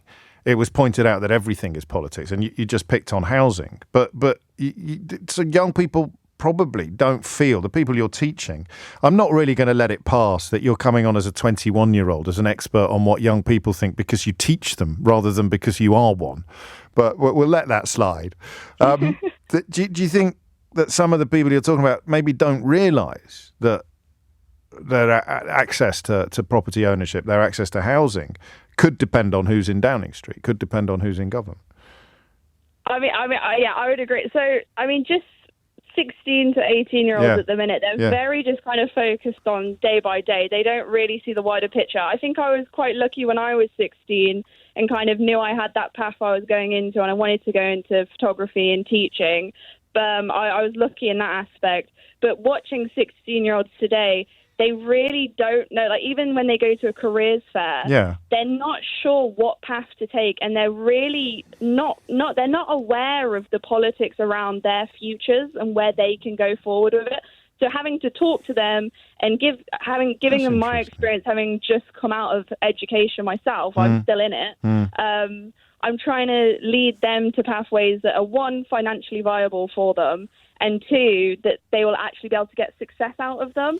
And they really have no clue what's beyond a sixth form. And that means they won't. Unless they're lucky enough to enjoy your ministrations, they're unlikely to have much clue when they hit 18, when they're moving out of sixth form as well, when they will have a vote. I think that's probably true. What we neither of us know, Zara, is whether it's more or less true now than it was 10 or 20 or 40 years ago, whether or not it was always the case. But I know, of course, there's lots of 30 and 40 and 50-year-olds who aren't particularly engaged either. Thank you, Zara. Good luck. I'm sorry for sounding so old. Well, I'm pretty sure it's a bit special for a 21-year-old to be teaching 18-year-olds. It certainly didn't come across it in my day, but fantastic that you're doing it. Seb's in Sevenoaks. Seb, what do you think?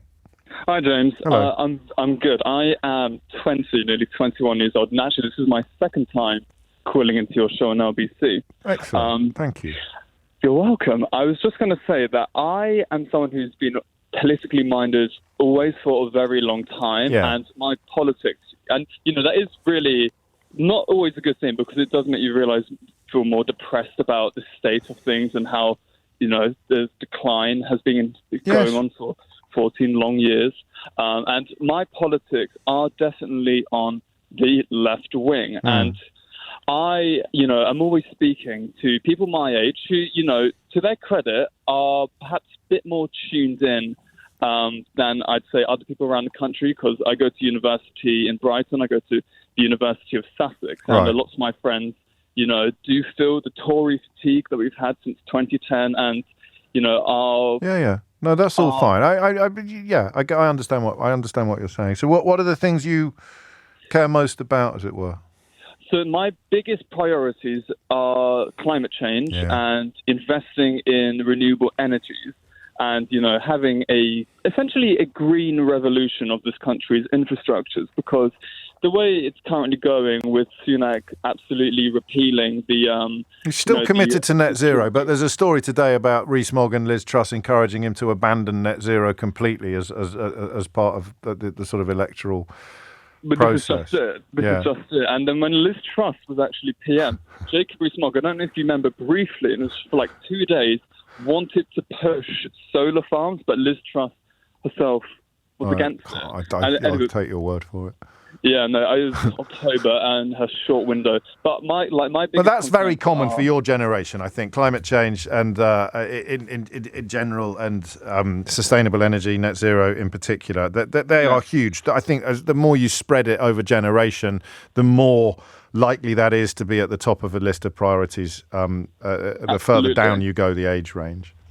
Absolutely, and I would love to be able to vote at my university accommodation come July 4th, which is Brighton Pavilion, which is the only green. Yeah, careful now. You're going in very. You're giving me peur de paranoia, which is the third time today. The first 2 times have been unnecessary peur de paranoia, but we have to be very careful going into constituency specific. So park that, if you would, Seb. You can get a full list of candidates in Brighton Pavilion. not on the internet. And tell me instead one other big thing for you, one other big area of engagement. Well, the other big area of engagement is welfare and just increasing the welfare state, because, I have to vote tactically. I'm not going to say any more than that. No, you're not. No, don't worry. I'm not dicing with death here. But it's increasing welfare and child benefit cap. Like, that for me, I think it's a shame that the Labour Party, in my personal opinion, Starmer isn't willing to go back on that decision. Ruthless caution again. Ruthless caution, because it strikes you as obviously compassionate and politically probably necessary, but his fear of getting monstered by the usual suspects is where the caution comes in, and his determination not to is where the ruthlessness has come in, up to and include, because even Suella Braverman, believe it or not, has called for an abolition on the two-child benefit cap. I wouldn't believe my eyes if I'd seen this. No, no, nor could I. I mean, that's why I'm pretty sure it's possible I dreamt it or had some sort of accidentally ate some mushrooms in the Peak District and hallucinated the whole thing, but I don't think I did. So two things there, neither of which the two main parties are necessarily offering to you, which is why you flirted with the idea of going into forensic detail about your choices in a very specific constituency.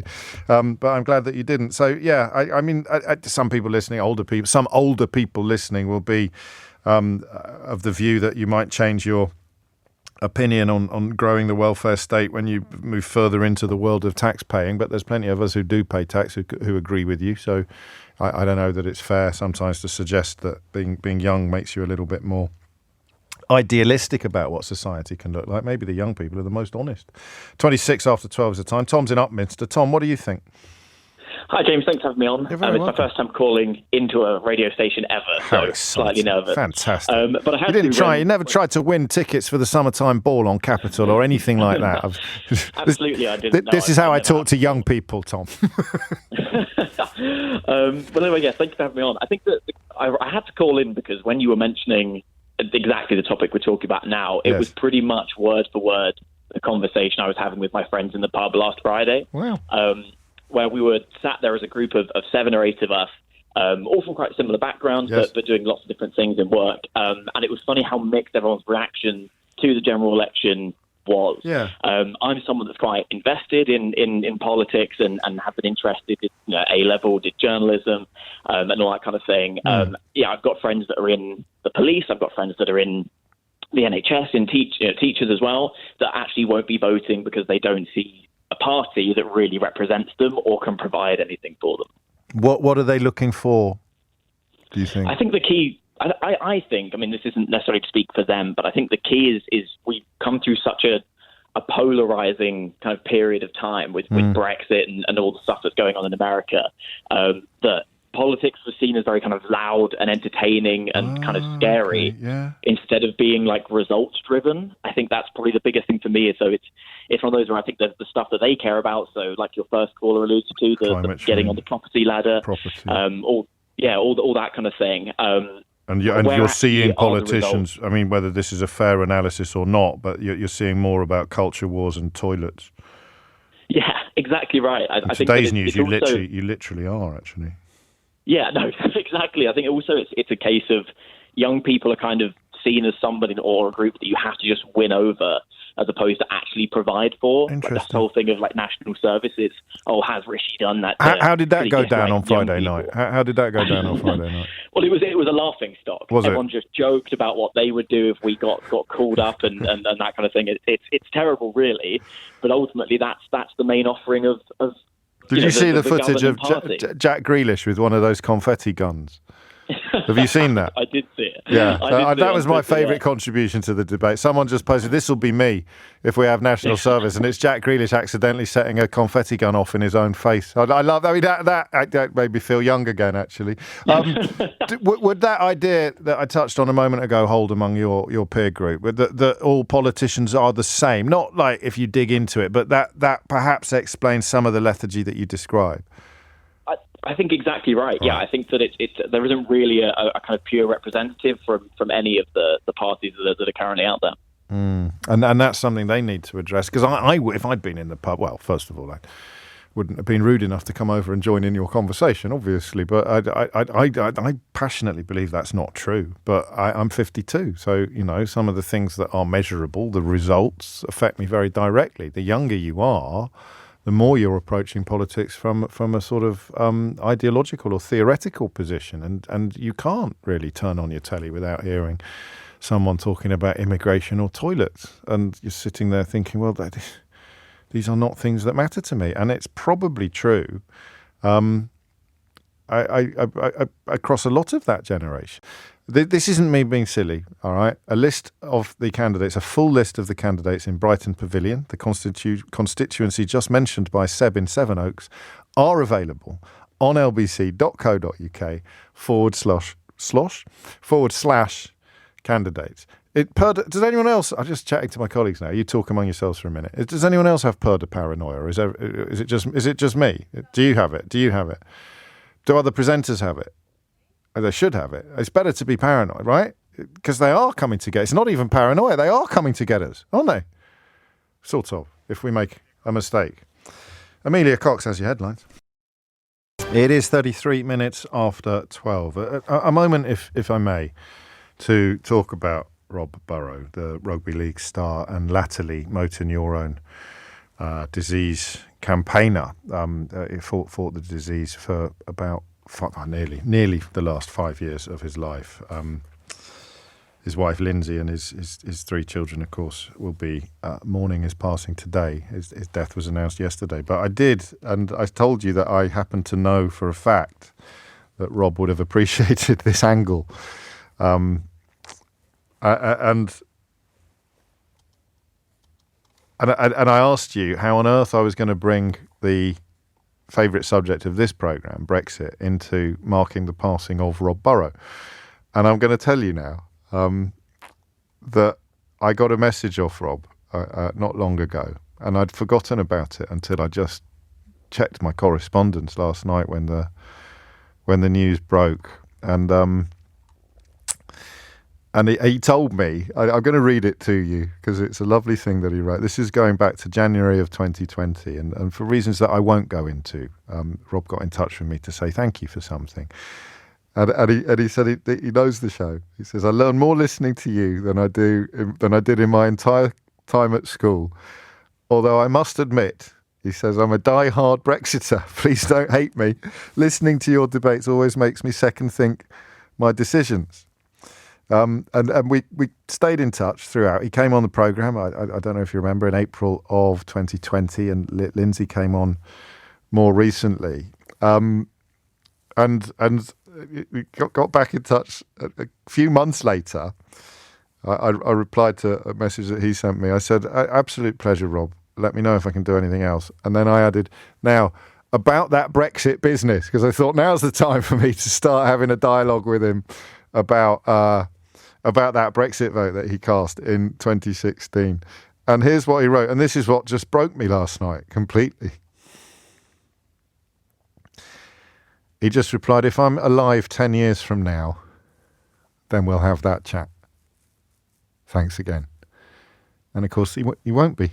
And he will leave enormous holes in many, many, many lives, mostly, of course, Lindsay and the children's. Some of his former colleagues, I think, sort of most obviously Kevin Sinfield, but also Stevie Ward, are going to be feeling a lot more broken today than the rest of us. Leeds Rhinos fans, especially rugby league fans in general. Rugby league, I think, not uniquely, but it is for people who perhaps get most of their sporting fix from football.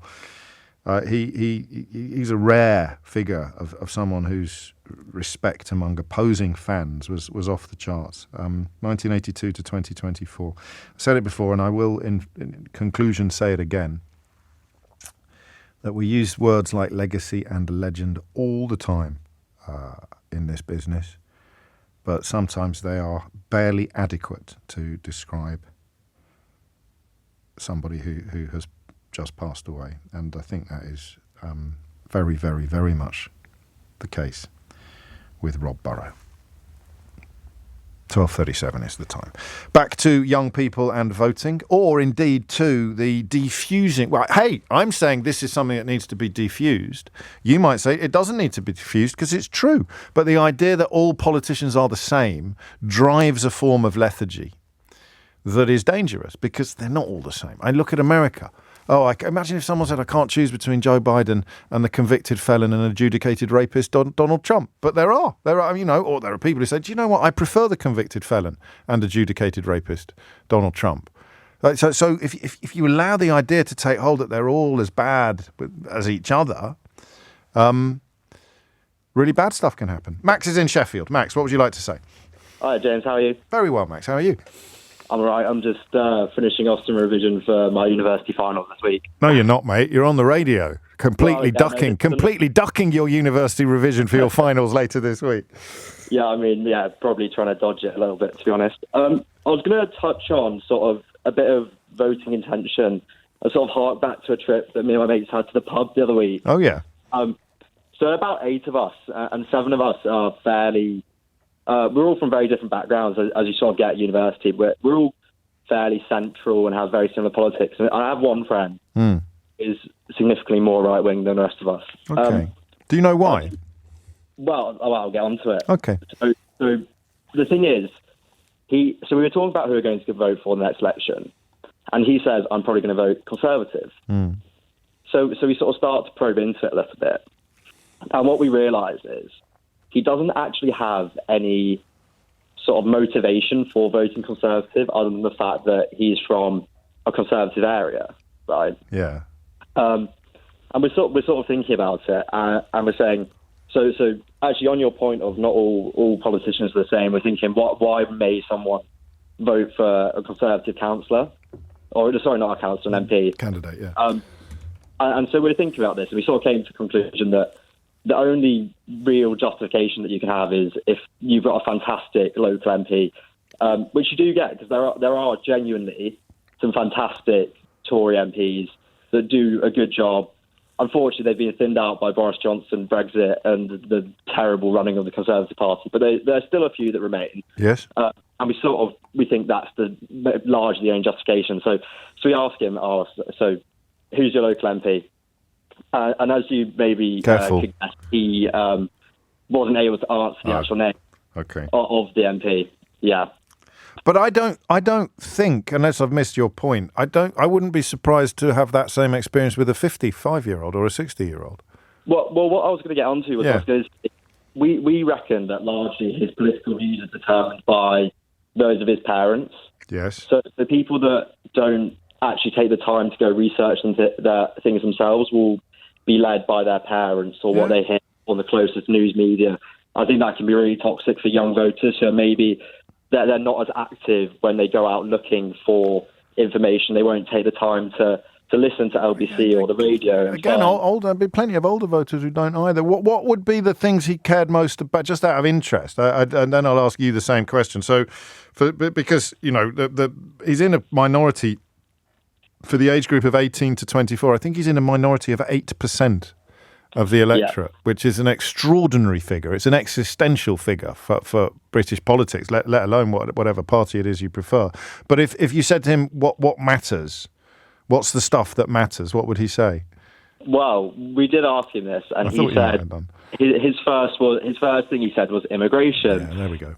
Shockingly, and so I do economics, and I'm very central, and I try to explain to him that if you look at it from a very impartial point of view, the whole country, the UK, is built on the back of immigrants and immigration. The NHS is collapsing because we're mainly because of Brexit and because we had so many talented staff leave back to the EU.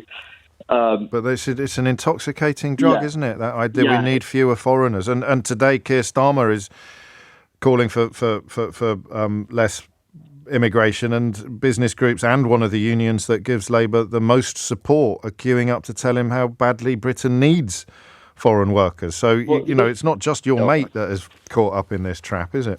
Well, I find it really interesting because I saw an article today, and it was about why people aren't talking about Brexit. Yeah. And I really think that Brexit is probably... I had to write a whole paper on it in my second year. I had to write a whole book, mate. I win. I'm sure yours is probably better than mine. Very much doubt it. Yeah, so you think... Well, I don't want to put words in your mouth, but I think you sort of, if you've got this absolutely enormous thing that is relevant to almost everything that's going on and nobody is talking about it, then that is going to be that's going to catalyse detachment. That's going to cause even more confusion and lethargy, because it's like having a conversation about football without acknowledging the existence of the offside rule. Yeah, it's like the elephant in the room that everyone refuses to acknowledge. Yeah. And it really has sort of seeped into every part of course it has. life. Well, you know that because you've studied it. Yeah, and it just... Well, mine was a lot more of like econometrics, looking at where the country would be had we remained, and obviously completely stark contrast. Sound like Goldman Sachs now. Not that Rishi Sunak would pay any attention at all to the analysis undertaken by his former employer. Briefly, Max, what matters most to you then? And you know, Brexit can be relevant to your answer, but it can't. Maybe getting back into the European Union is your answer. But you tell me, what are the things that you're most looking for from politicians? Well, I think one of them is, well, I can't vote for Conservatives just because of the amount of damage they've done to this country. And, you know, I would tend to vote for the best party in front of me, but, you know, they've lurched from one crisis to another. First it started with Brexit, then it went to Boris Johnson and Partygate, when we were all at home revising for our A-levels and he was partying in Downing Street. Yeah. And then they elected Liz Truss, who destroyed the economy, and then they denied she destroyed the economy. Yeah. And I just... So there's already that historical sort of... they'd already lost me by Partygate. Right. I was already gone completely. But then in terms of going forward, my future, I think the most important, and a lot of the callers have already mentioned, is the housing crisis. Yeah, first thing they need to do. NHS and housing, day one. Yeah, those NHS, housing and climate change. What's your degree? Economics? Yeah. Because I'm helping one of my children revise for A-levels at the moment, and the 51 to 64 period of Tory dominance is actually fascinating. They built 1.3 million houses during that period, starting with Churchill. So it can be done, and it can be done by Conservatives, but for reasons that you've articulated very well, you're less likely to give them the benefit of the doubt after recent experiences. Speaking of recent experiences, here is... Oh, actually, let's do a true or false on this. Who do you think said this in the run-up to the referendum that Max was just referring to as being the root, or indeed the exacerbator of many of the problems that the country currently faces? Just listen to this. It's quite long. You'll benefit from better care from the NHS thanks to the reallocation of funds from the EU budget. Controlled immigration will lead to reduced waiting times for you and your loved ones. The excess funding that would otherwise be sent to Brussels could also be directed to education, meaning better prospects for your children. Your wages will rise thanks to better controlled immigration, which will lead to less competition for jobs. Your weekly food shop will become cheaper. Food prices will no longer be inflated by agricultural policies controlled by the EU. You and your family will benefit from a resurgent economy led by new and flourishing small businesses, following the removal of burdensome EU regulations and red tape. With less pressure on housing, younger generations will also find it easier to get on the housing ladder. Remember, this is 8 years ago. Politicians, both local and national, will become more accountable, helping to strengthen your community and others, especially those most damaged by EU policies like farming, fishing, and industries like steel. Because when that was written, we had an industry like steel. A more prosperous and safer future awaits us outside the EU. A vote to leave is a vote for a brighter future for you, your family, and your community. That did happen in 2016. And if, as Natasha Clark suggested earlier, Nigel Farage is about to stand again for Parliament, then hopefully somebody will be asking him about why none of those promises from one of his party political broadcasts in 2016 has come true. 12:49 is the time. Gen Z will vote, but they're not excited about it. And what was the Saatchi and Saatchi ads target young. Dale Vince put £1 million into a campaign designed solely to encourage young people to vote. A third, according to this research, are not even registered. It is. Is there still time? There must still be time. Otherwise, they wouldn't be doing this campaign, would they? So I can say this without any fear of breaching rules or broadcast regulations. Look at their faces. I love doing this. I can say I'm supremely confident I can say this. Do register to vote. Could you hear that sigh of relief coming from the production? Yeah, I mean, I'm in a soundproof room, so it's unlikely, but I not impossible. 10 to 1 is the time. Rebecca is in Enfield. Rebecca, what would you like to say? Hi, James. It's the first time I've ever called a radio show ever, so I'm a bit nervous. Yeah, you make it sound like it was previously beneath you or something, Rebecca. No, I've been sitting here waiting for years. Welcome aboard. Hi. So I'm 25 and I'm in university, and I've got a lot of friends that are younger than me. Yeah. And their kind of view on voting is what you've been saying about that a lot of young people think is that all politicians are the same. Yeah. So what's the point? Or like nothing's going to change, so what's the point? And or your vote doesn't matter because one vote isn't important. That's the kind of view a lot of people have. I can see why. And I fundamentally disagree with that. I think. Why? What is it? Why do you see the world differently, do you think? Oh, so I grew up in South Africa. Oh, well, that's a fairly comprehensive answer to that question. Yeah, so and I am black, so people who look like me couldn't vote 30 years ago in South Africa.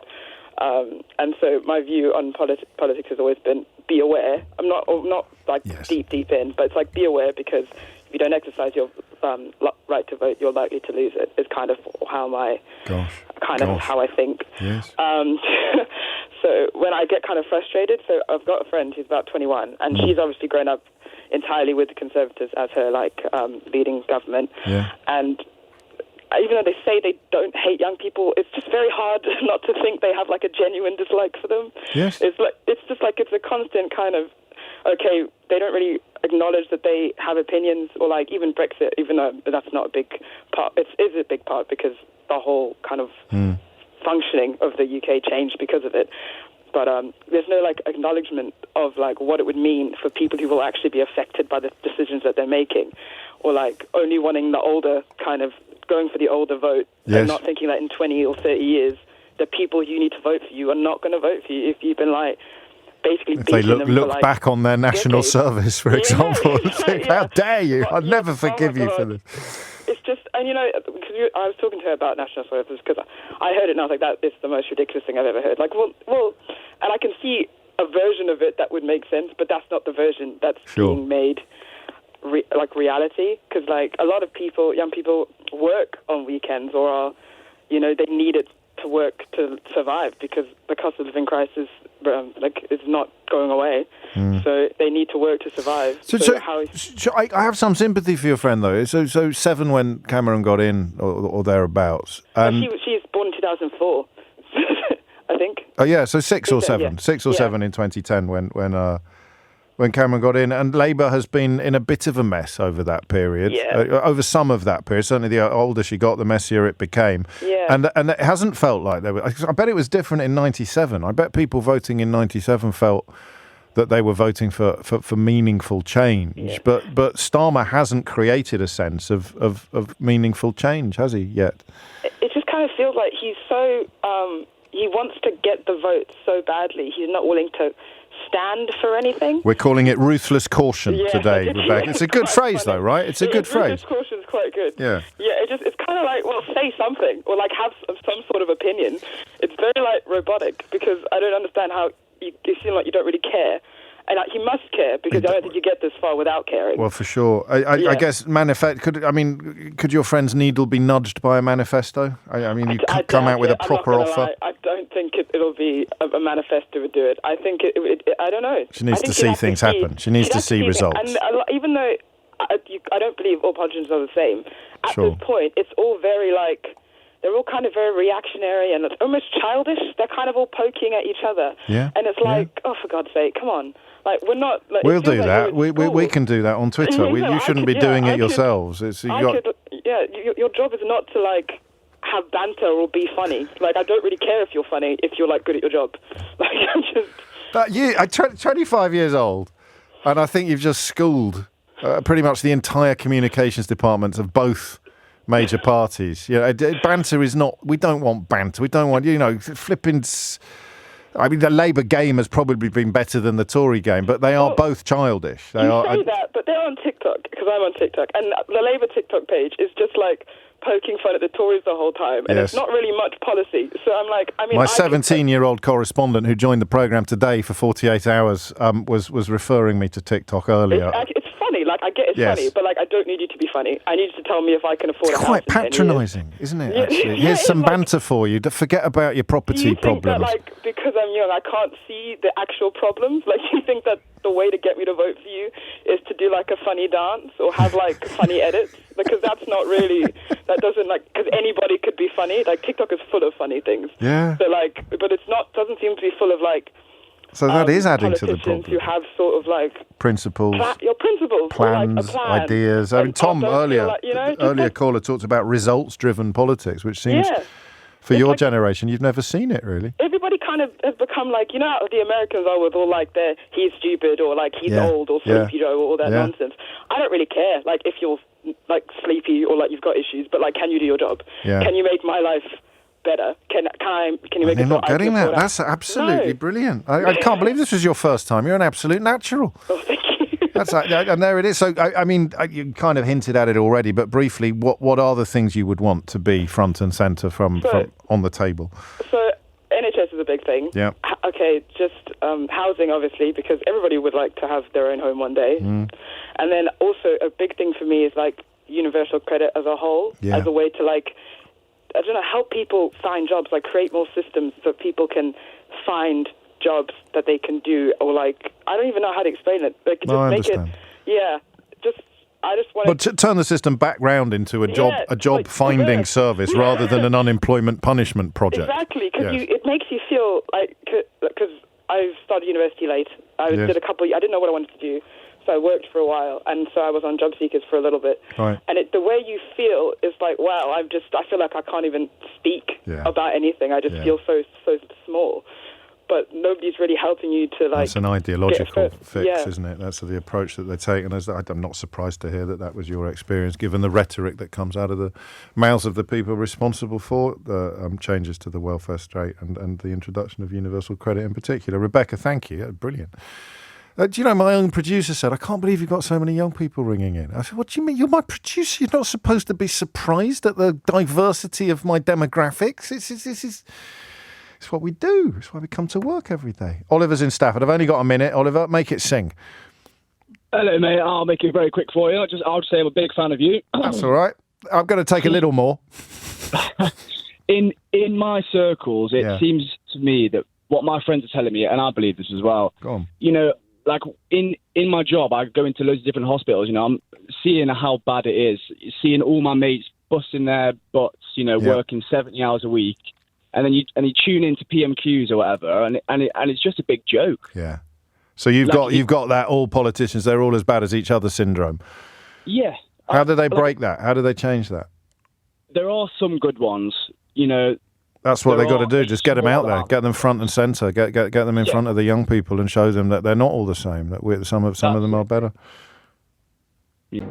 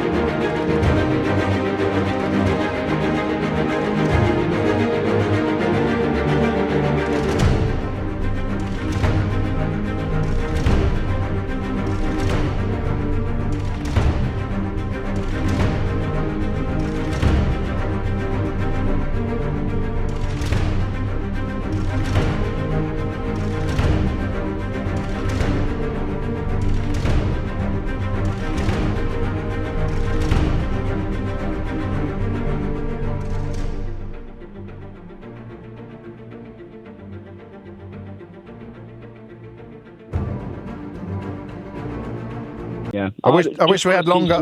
Next time, get on earlier, Oliver. All right, get up earlier. No, I can't do those sort of lazy cliches about young people. I've done more than enough.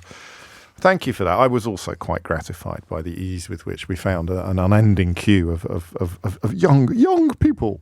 We may do that again. If you missed any of today's show, you can listen back on Catch Up on Global Player, the official LBC app, where you can also pause and rewind live radio. Download it now for free from your app store or head to globalplayer.com. Tom Swarbrick with you at 4, but now, of course, it's time for Sheila Fogarty. Of course, it's time for Sheila Fogarty. Of course, it's time for Sheila Fogarty. Of course, it's time for Sheila Fogarty. Of course, it's time for Sheila Fogarty. Of course, it's time for Sheila Fogarty. Of course, it's time for Sheila Fogarty. Of course, it's time for Sheila Fogarty. Of course, it's time for Sheila Fogarty. Of course, it's time for Sheila Fogarty. Of course, it's time for Sheila Fogarty. Of course, it's time for Sheila Fogarty. Of course, it's time for Sheila Fogarty. Of course, it's time for Sheila Fogarty. Of course, it's